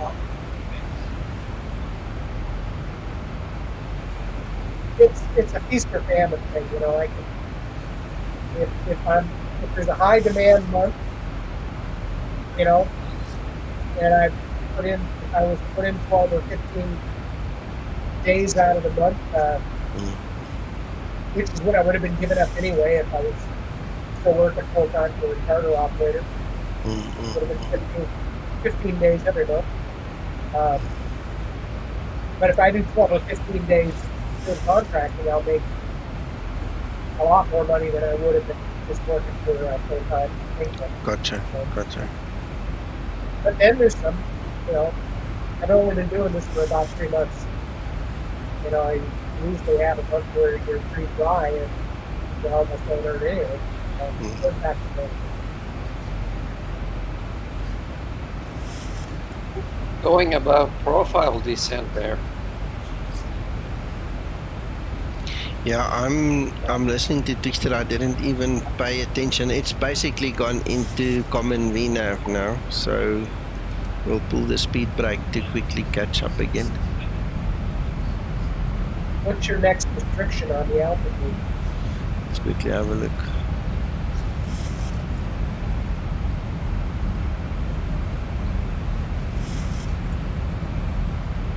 Yeah, just take a look at your legs. Yeah, I'm going. I immediately reached for the charts. 230. Right, now here's just something you can do quickly so you can notice whether or not the thing is telling you truth. See how that's coming up pretty quickly there? Yeah. How far is it clear? Right now you're 12 miles clear, and you've got 5,000 to lose, right? So you're still slightly, the mist telling you the truth, you're slightly behind the profile. So we can see now it's 1,100 feet closing, and that matches up with your distance rise over run. Yeah. So, you know, what I do with that is, you know, there are times when the VNAV, as you know, can lie to you, and it sometimes is because we've not programmed it correctly. So there should be always a secondary, the pilot should be a secondary test on whether the VNAV is being truthful or not. You know, if it's showing me above profile, first thing I do is I look, what's my next restriction? How many miles do I have to go, and what's my current ground speed? So I see my ground speed right there is 400 knots right now. So that requires 2,000 foot a minute at 3 degrees. You're doing 2,800, which means you're closing on it. When I check the profile over here, yeah, it shows me on the profile.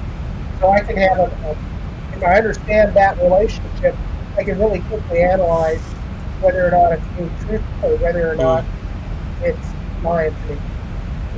In this case, that was a good thing to do to put the speed brake out, make sure that you get that restriction out of the way.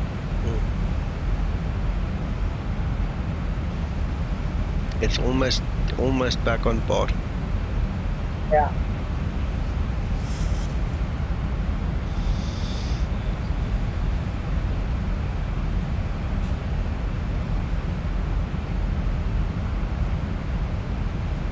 Now there's another way to do that, right? And this is up to you. But rather than pulling the speed brake out, you just could have gone up there and went to speed mode and dialed your speed up, and it would produce the same thing. Yes. Unless you have a speed restriction coming up fairly nearby, right? Your next speed restriction is 29, 49, no, it's like 55 miles here at Anderson. So. Personally, I prefer to pull the speed brake, okay? But I've had situations where I've had to actually increase my speed while I'm pulling the speed brake for that induced drag to help get me down, you know? So I just check it. Those are your tools. Yeah. I just check it and then I operate. There are things that put you in that situation sometimes through no fault of your own, right? Yeah. A good example of that is ATC holding you at cruise level much longer due to traffic below you. Yeah. They can't just clear you down because you gotta be clear of the traffic that's below you. So you end up maybe 20 or 30 miles behind your profile. Now you gotta hustle down. That happens in real life all the time. Yeah. Another one, of course, is just sometimes an arrival will have a couple of segments that have steep profiles. People often ask, well, that's got to be a problem with the FMS not being correct in the way it handles the PNAV or whatever. But what we don't realize sometimes is you'll have an arrival into a very congested piece of airspace, and you have overlapping airspace requirements, and you may need to have a steep profile segment to get you below another controller's airspace that is not under control of the controller that you're with. So it will do a steeper than the average profile to get you below that airspace. I'll give you a good example where that happens. New York Metropolitan area, right? You got New York Kennedy, you've got LaGuardia Airport, you've got Newark International, you have Teterboro, and a slew of smaller airports underlying the Class B airspace. So there are tremendous conflicts with the amount of traffic going into these various airports, and so they have to create different corridors. And when you go into, and as a result of that also, is to handle the traffic most efficiently, all the New York controllers have a go fast policy.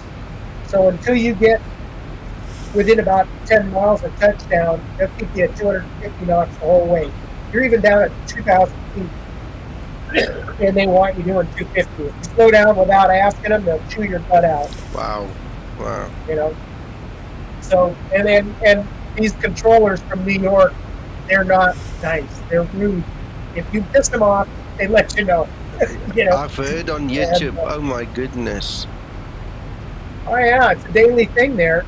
Some pilots are not used to flying that airspace. They'll come in there and they'll backtalk a controller. Boy, is that the last thing you want to do in New York.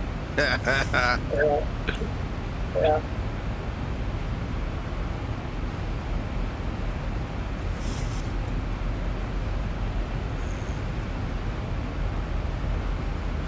Anyway, let me go back to the stream quickly and just check what the guys are saying.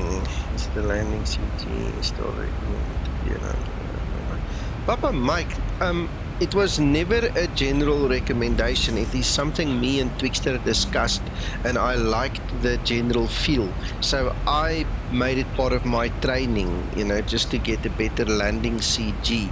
That has not changed. That's by design. Twixter? What's that? Your landing CG between 20 and 23, that's still the same in this model. That didn't change, eh?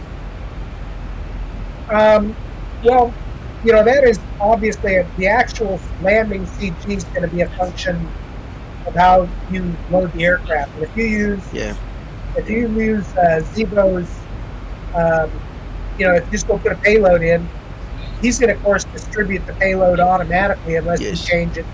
Yeah, we're talking about us changing it. We're talking about us changing it because obviously after you gave me that explanation, I've been training the guys for if they want it, they can do it. So obviously some of them do, some of them don't. So yeah, I think the biggest thing is when you load the aircraft for your takeoff CG, always pay attention to what it says the landing CG will be.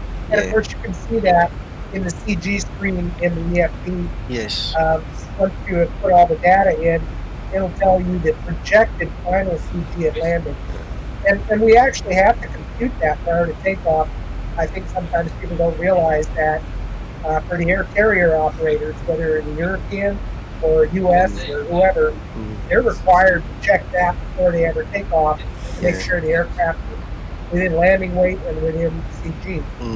So, but yeah, you know, I mean, I guess it, you know, depends on the operator. You know, I know we have a lot of pilots that work for companies like Ryanair, and you know, and they use high density seating.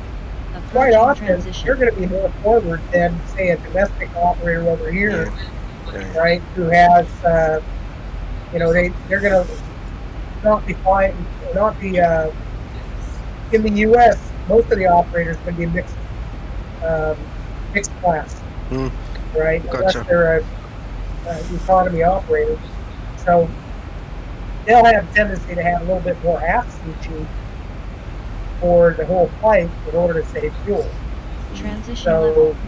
You know, it depends. You know, I know Ryanair is running all max density configurations. And to fill the airplane up, it's going to tend to have more forward CG. Yeah, I think in terms of what we are trying to convey is by Boeing design, in a perfect world that is true. But Christer also mentioned in the stream here the SOP side of things, which you just mentioned. So, you know, we put the baseline out, then the guys use the SOP, and then they just adjust it. That's basically what the message is that comes through. Yeah. It's you know, that's why we put the flexibility in there, so you can, you know, you can adjust the CG and load the airplane how you choose to. Yep. And as long as you stay within the weight and balance parameters, and of course the EFT will tell you if you're not. Yeah, then you're all good.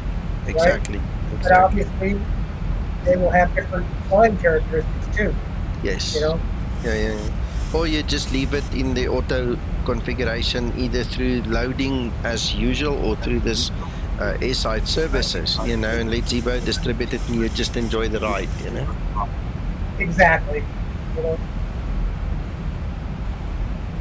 Right, well, we're coming up to Detroit now. Getting closer.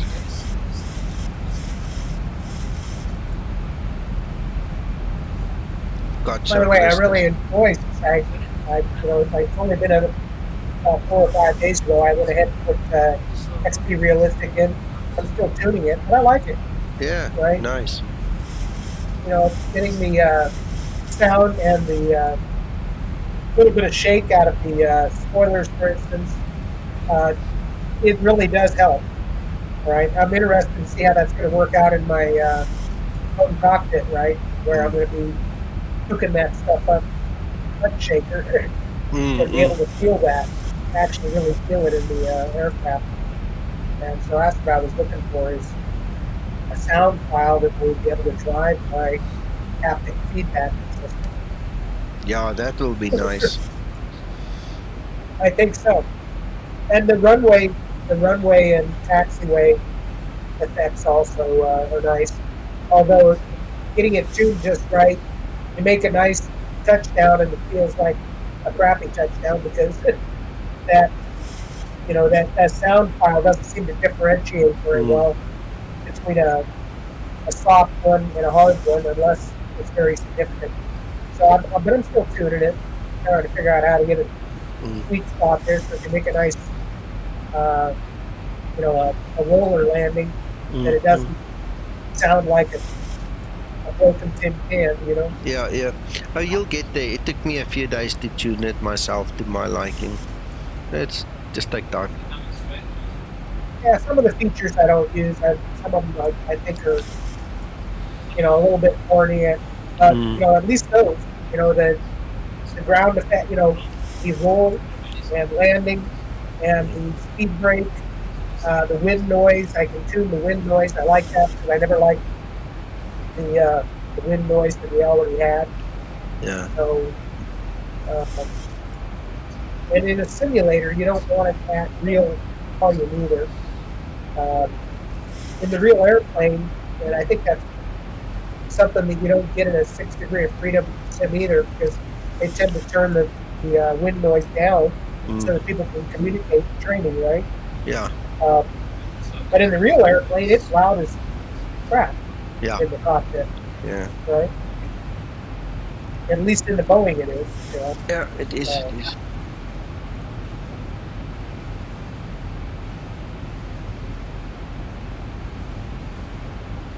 So even I turn it down. I don't like a realistic wind noise sound effect. It's just too loud. Yeah. But it's more like reality, but You don't and then on need the it other to hand, then I can go fly my Falcon and it's like sitting in your living room. It's so quiet. Yeah. Right? Matter of fact, if I'm talking just normal discussion with my co-pilot, I have to be careful because they can hear me all the way back in the cabin. It's so quiet. But that's the difference in airplanes, with signs. Yeah. That's not a speed restriction. That purple bar on the left, that's your VNAV speed bar. That's all. It's an option in the EFB. You can switch on or off. No, James, it's Twixter speaking.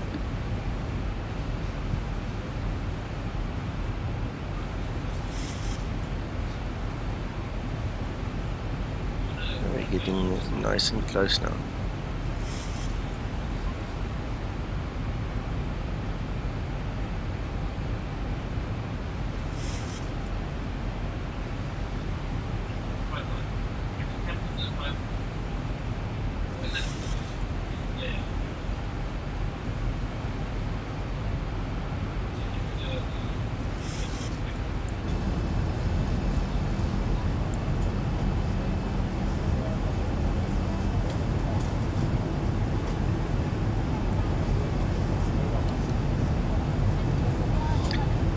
Yes, there is.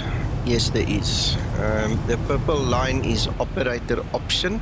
If your airline did not buy it, then you won't have it. If you fly for Southwest Airlines, then you will have it. So it all depends.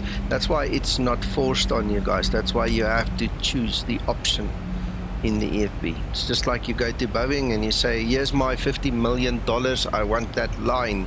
It's something you have to buy. Only 50. Yeah, I don't know. I'm guessing.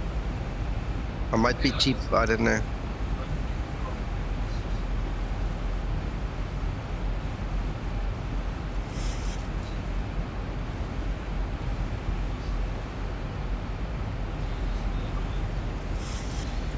Yeah, if you're talking about the purple constraint there on the FMC, Flight that's a level different 100. thing. If Landing your lights Boeing doesn't switched have on. it, then you're not flying a Boeing. Exactly. Thank you, B7. It helps if you maybe understand the question better than me.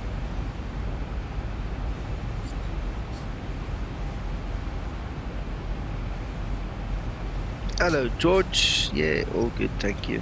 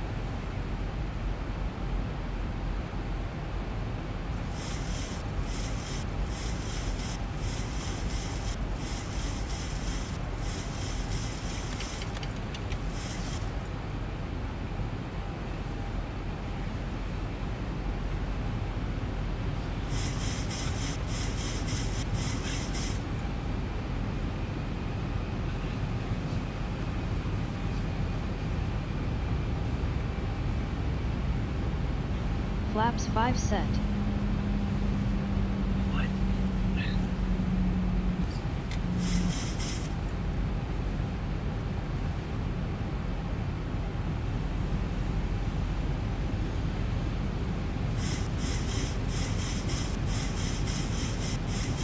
Isn't it pitching up a little bit too much there?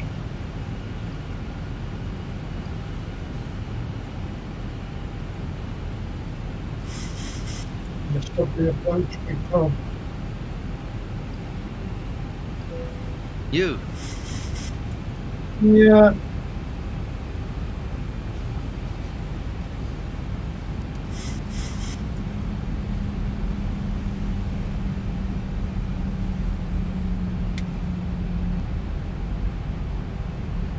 Yeah, it must be. Remember, we are using U14 elements already.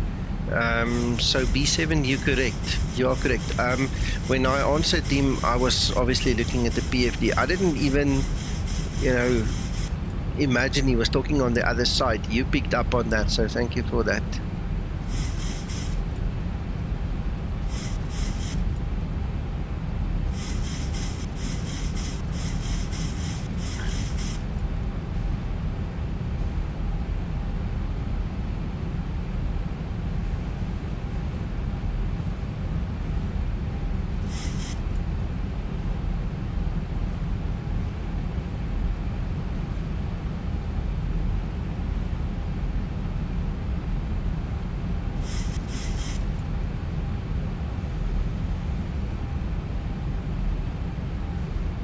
Hello, HD.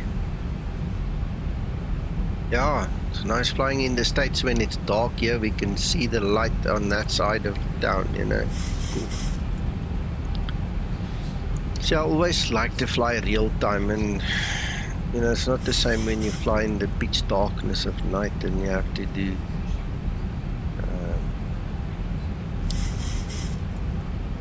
you know what I mean. The streams in the night is just not the same, so it's cool to rather fly in the daytime.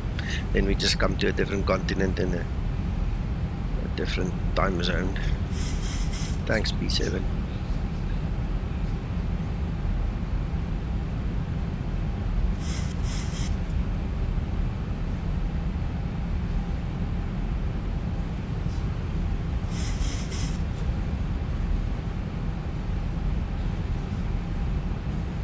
Extra, I'm going to try to do that auto land for you so you can check the trim.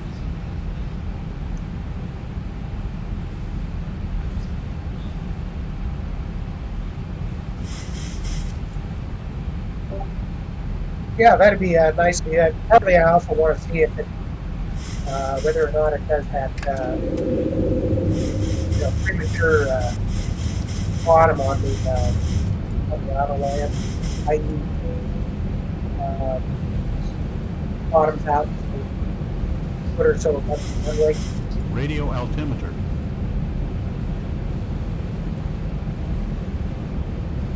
Thousand to level off.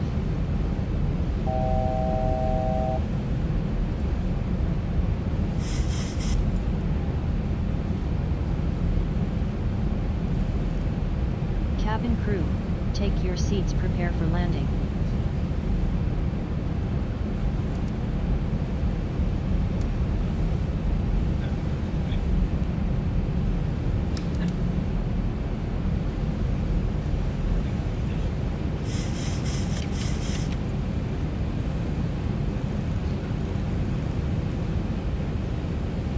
Flaps 15 set.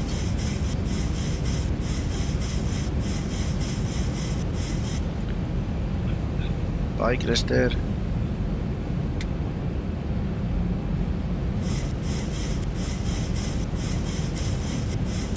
Flaps. 1,000 Flaps. 1,000 feet, stabilizing, Mr. Birch, altitude set. Flaps 25 set.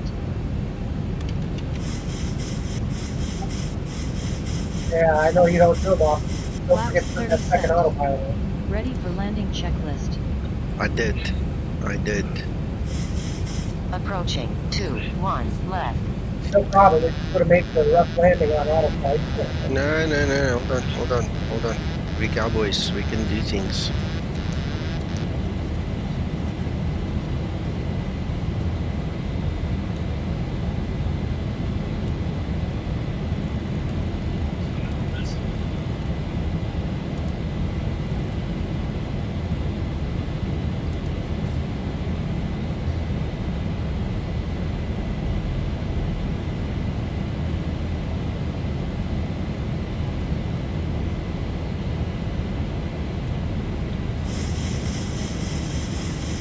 Flap 15, Nico. Yeah, I'm going there. I just want to get everything under control now, Antonio. Because remember, I didn't do a go around. So nothing is really set up for that. Flaps 15 set. Okay.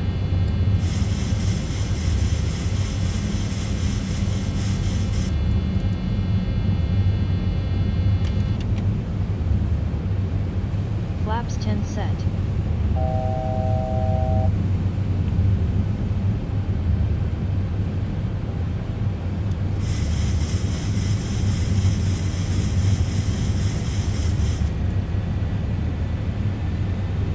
I wanted to use heading selector. Now I'm concentrating so much on hand flying, I'm not even thinking of putting on the command A.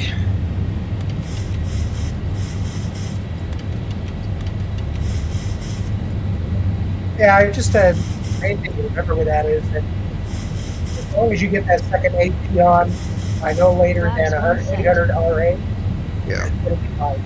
Yeah, I was asleep. That's all. My bad. Not a big deal. Oh, Linda's interfering with the controls again. Sorry, woman. The gear got stuck in a very awkward position there.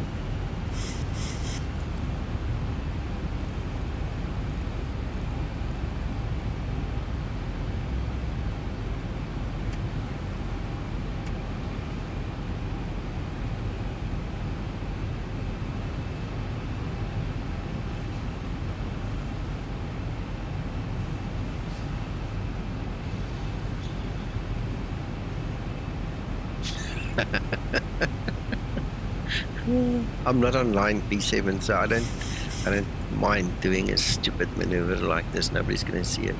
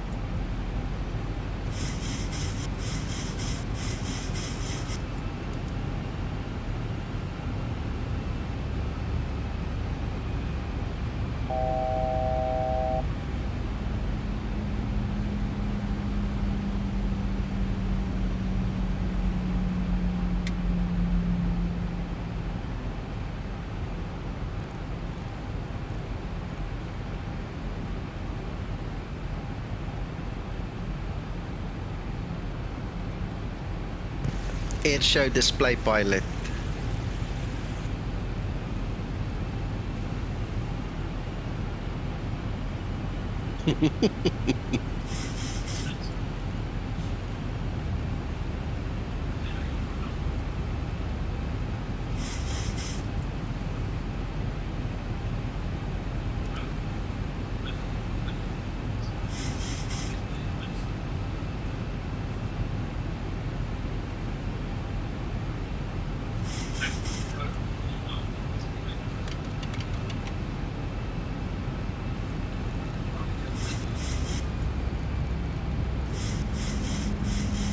Flaps 5 set.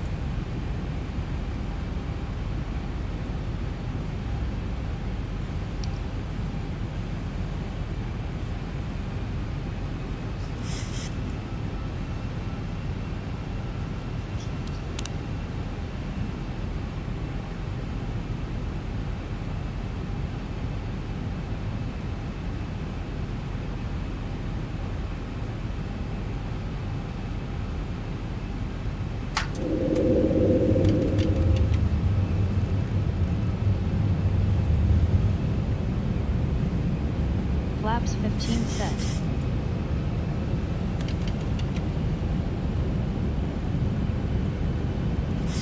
You know, this is one of the things that the VNAV has. Flaps 30 set. I've never been really comfortable with it. Just half out. The VNAV Flaps 30 set. Fix it here a bit. Your mic's not good. Can you come a bit closer or something? I'm not sure. Your voice is not coming. I think we got bad data because I'm getting a poor reception on your stream too. So sorry, probably man. An internet thing. Yeah. No problem. But I'm just going to say that, you know, the VNAV will slow you to the min maneuvering speed for each flap setting. Mm-hmm. And personally, I don't care for that. I'd rather fly 10 knots over that min speed because the airplane will fly better, the autopilot performs better. And when you're at min speed, if it's gusting, you know, then you're really actually slow. So one thing I'm just not sure that I like, but if that's the way the real airplane does it, I would probably be in speed command mode, manually do it myself if I was flying it. Well, I mean, there's formulas we use to calculate, you know, when it's gusting and all those things are, you know, if it's high wind, you know, to add a little bit more. We don't necessarily go put the little thing right there every time, you know.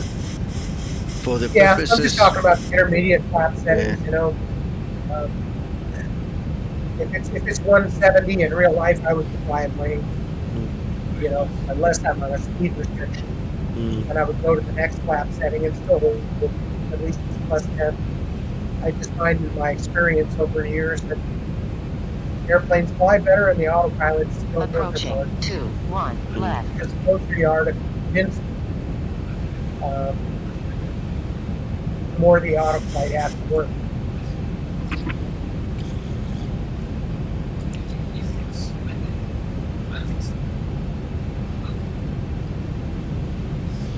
I've just noticed the speeds on the speed band over there. That doesn't look right. Okay, we look at the trim. It's going really high. I think that the red bar is showing your limit speed for that flap setting, right? Yeah, it is, but you shouldn't see those green speed numbers. Approaching decision height. Okay, it's coming up. Look, Twister. We're almost at about 8 or 9 trim.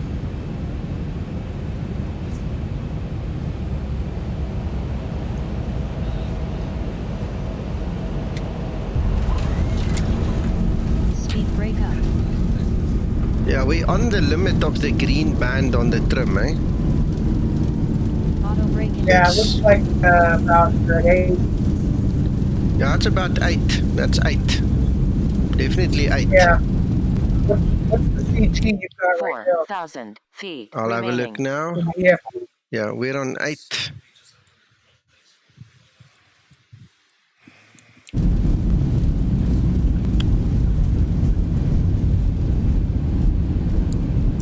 knots.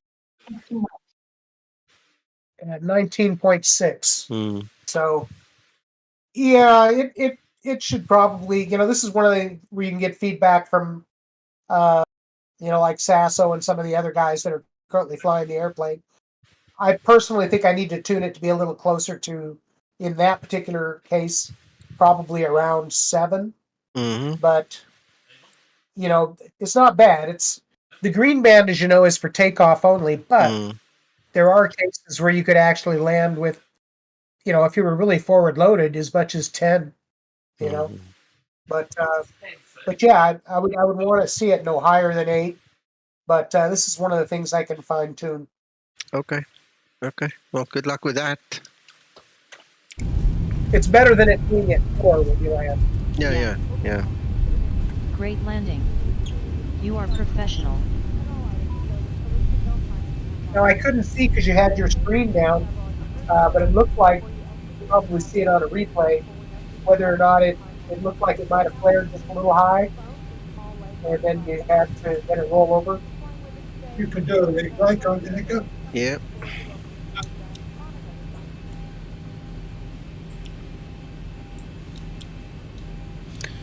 What? I'm looking for my shortcuts. There we go.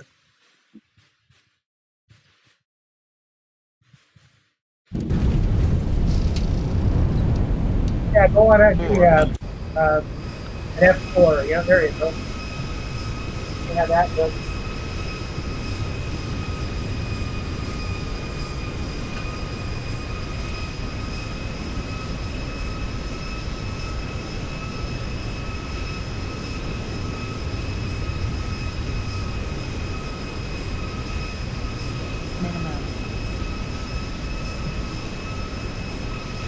And you certainly didn't get any oscillation approach to touchdown like we had before. Not as much. No, definitely not. Definitely not. Yeah, that wasn't too bad. I didn't notice where the touchdown point was.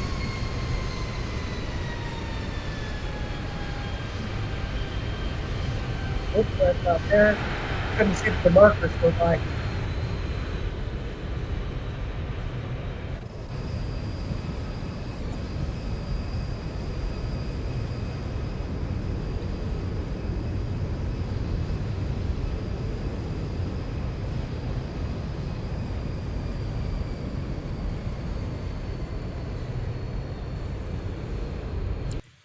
There. Yeah, it's probably about 500 to 700 feet longer. Yeah. So Zibo will, Lubos will tune that out. Because he hasn't had the chance to fine tune for the flight model change. Yes. But that overall looked pretty good. Just landed slightly long. Yeah.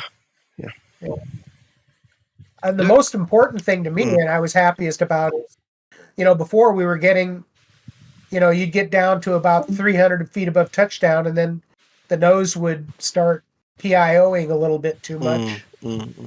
Right? Couldn't maintain a precise path, which in a little turbulence, you're going to get a bit of that anyway, but we just don't want it to be obviously as large.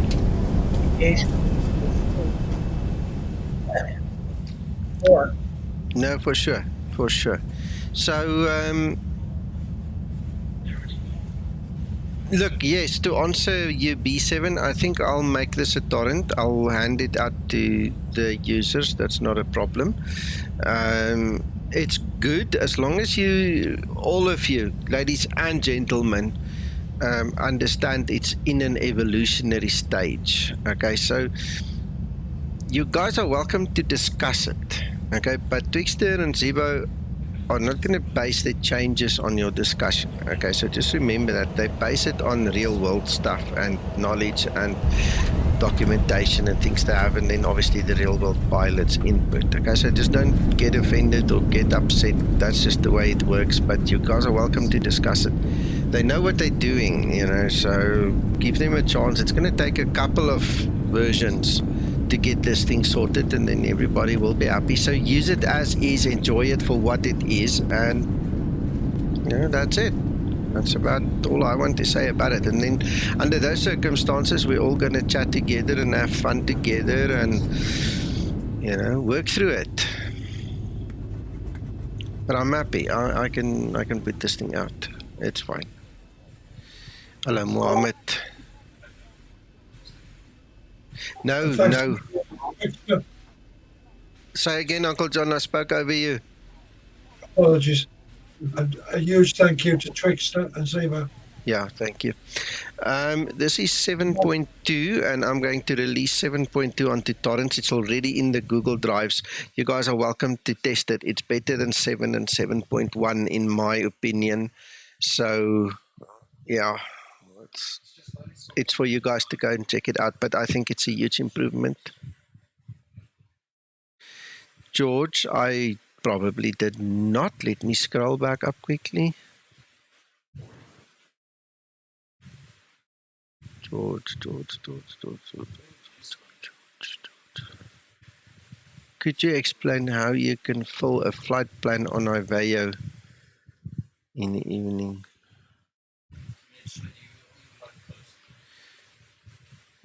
Okay, I can do that. George, hang tight. Let's just greet everybody, say thank you again, and you guys that do not want to hear that explanation, please enjoy yourselves, and thank you for watching, and we'll see you in the next stream and with the next release.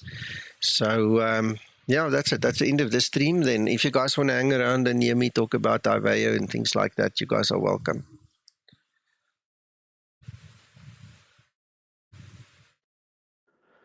Thanks, Nico. Yeah, you're welcome. You're welcome.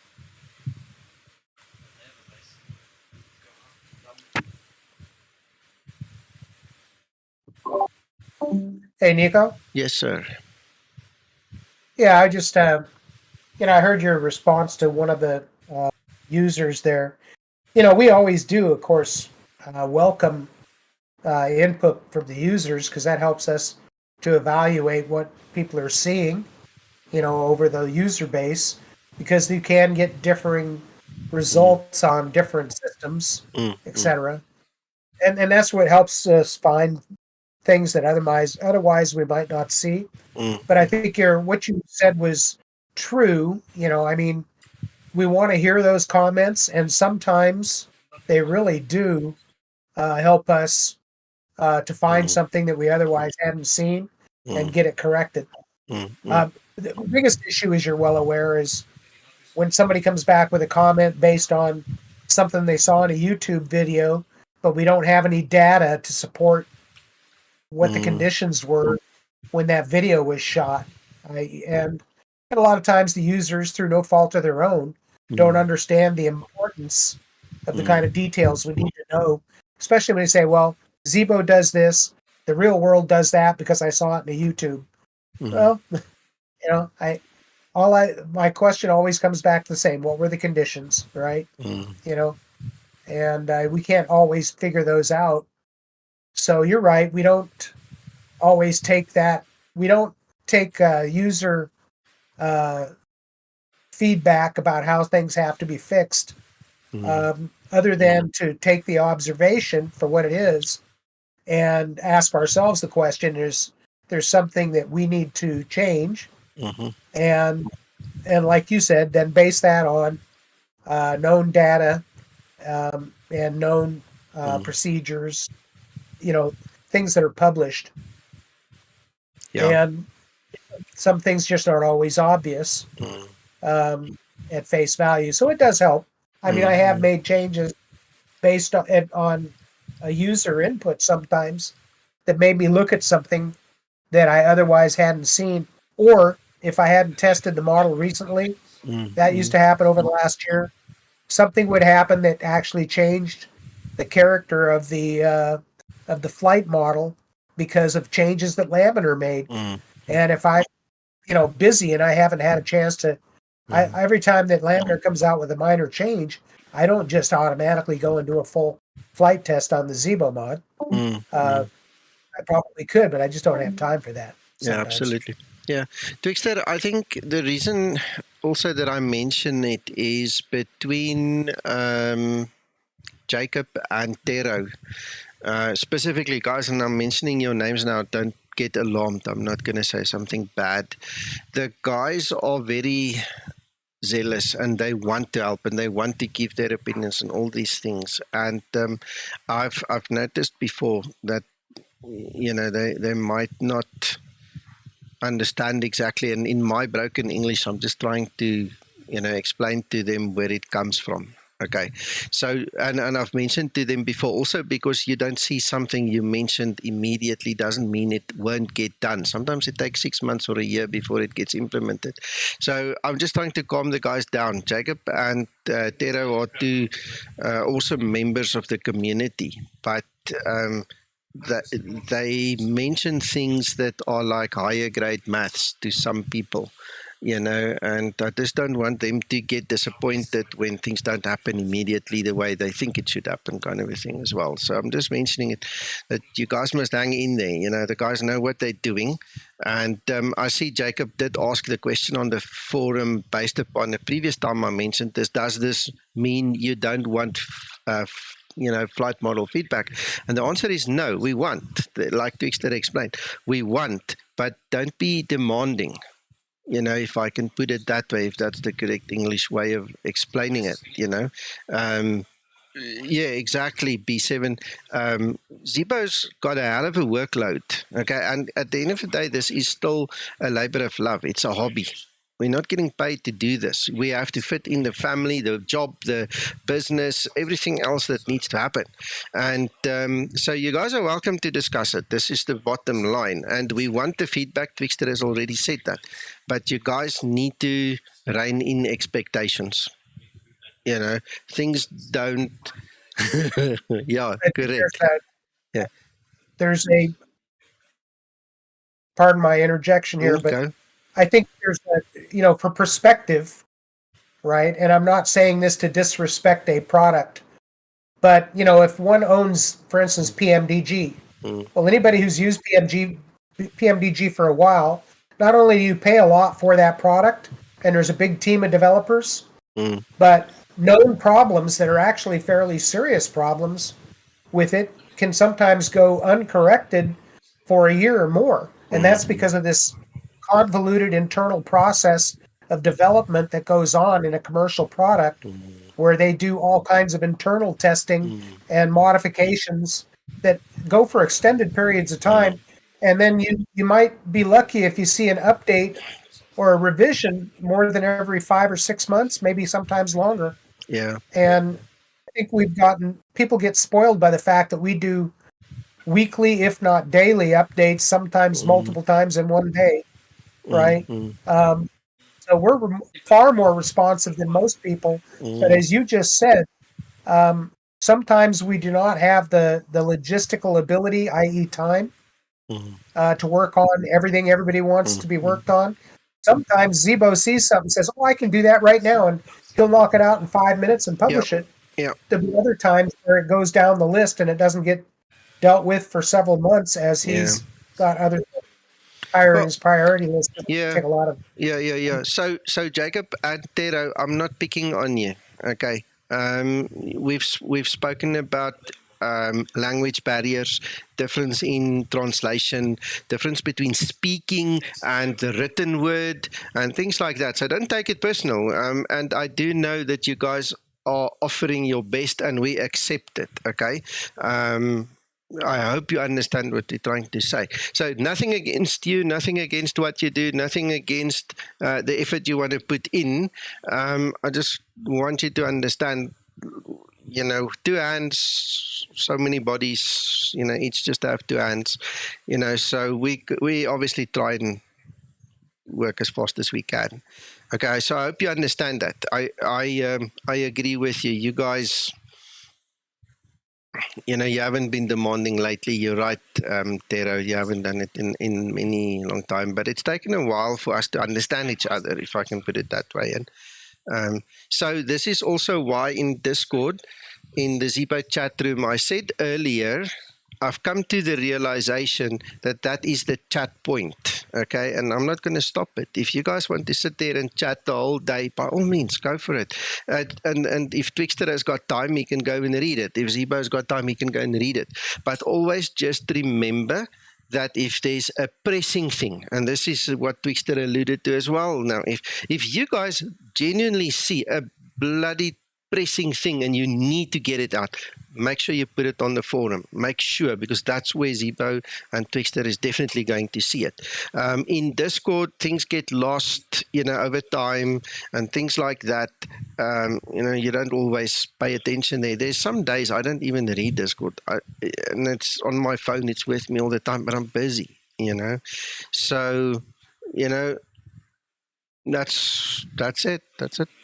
We're happy if you're happy, and if you're happy, we'll be happy, kind of a thing, you know. So I just wanted to mention that, you know, it's not because of weirdness or silliness. You know, that also, based on what you're just talking about there, there are times when I'm able to visit the forum daily, and then there are times I can't visit the forum for a week because I'm on the road, I'm flying, and that's my first priority. If I'm working, if I'm not flying the airplane, I'm in crew rest, and I need to eat and I need to sleep.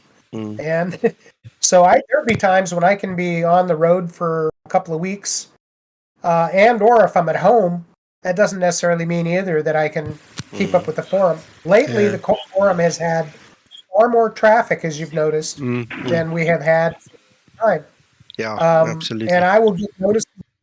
I'll get notices in my phone, you know, 15, 20 or whatever messages a day, and I don't have time to go and read through all the threads. Exactly. So hopefully you or Zibo sees the important stuff, because I do not get through all of it, and I certainly don't read all the forums and all the threads here in Discord. They're just too much. You know, I have to make a choice. I'm either sitting there reading, or I am actually working on the flight model, or just as importantly for me anyway, I'm working on my home cockpit, which is about 5 months behind now.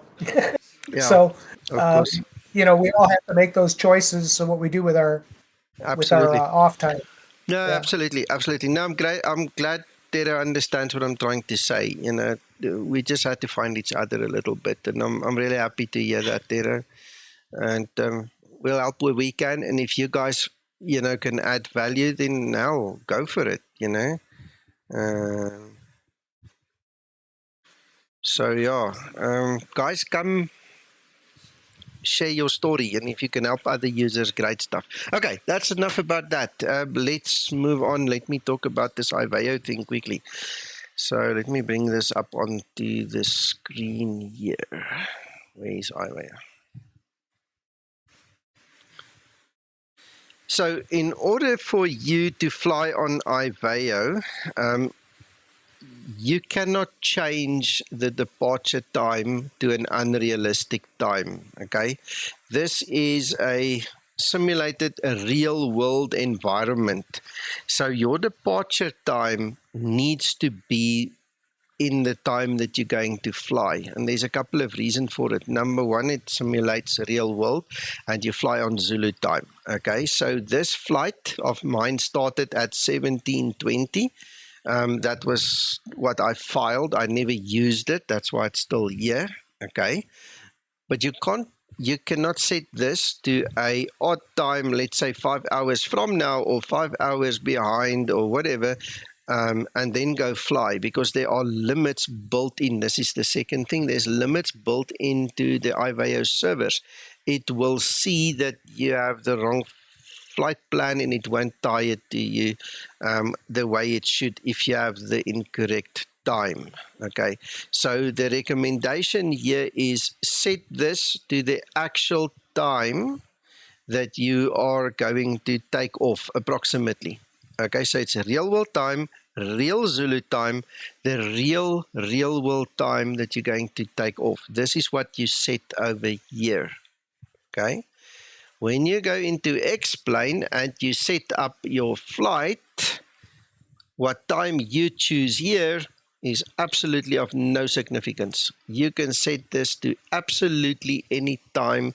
iVAO will not know about it. VATSIM will not know about it. I'm not sure if Pilot Edge actually forces you to use real time. I'm not sure how they work. But VATSIM and iVAO will definitely not. They will not know.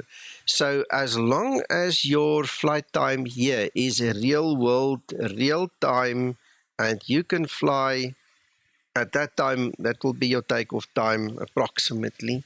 Okay, and another thing, you have to connect with your iVAO or VATSIM client before that time. If you connect, I don't know what the tolerance is, maybe 10-20 minutes too late after that, it will tell you that it can't find your flight plan because it's over, you're in the wrong time. Okay, so yeah, that's about it. And then what you do in X-plane, that time is irrelevant. You can set it any which way you like it, day, night, doesn't matter. Okay, the only other thing that's irrelevant when you fly online is you need to have the same weather as the guys online. Otherwise, your ATC instructions, ATIS and METARS, is going to be hopelessly incorrect. So you need to read that as well. Okay, I hope that answered the iVAO question. Any other questions? Any other suggestions? Any other whatever? Dave, are you happy?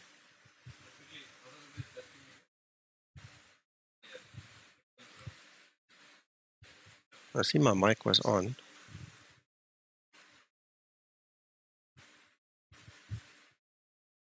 Yep, exactly.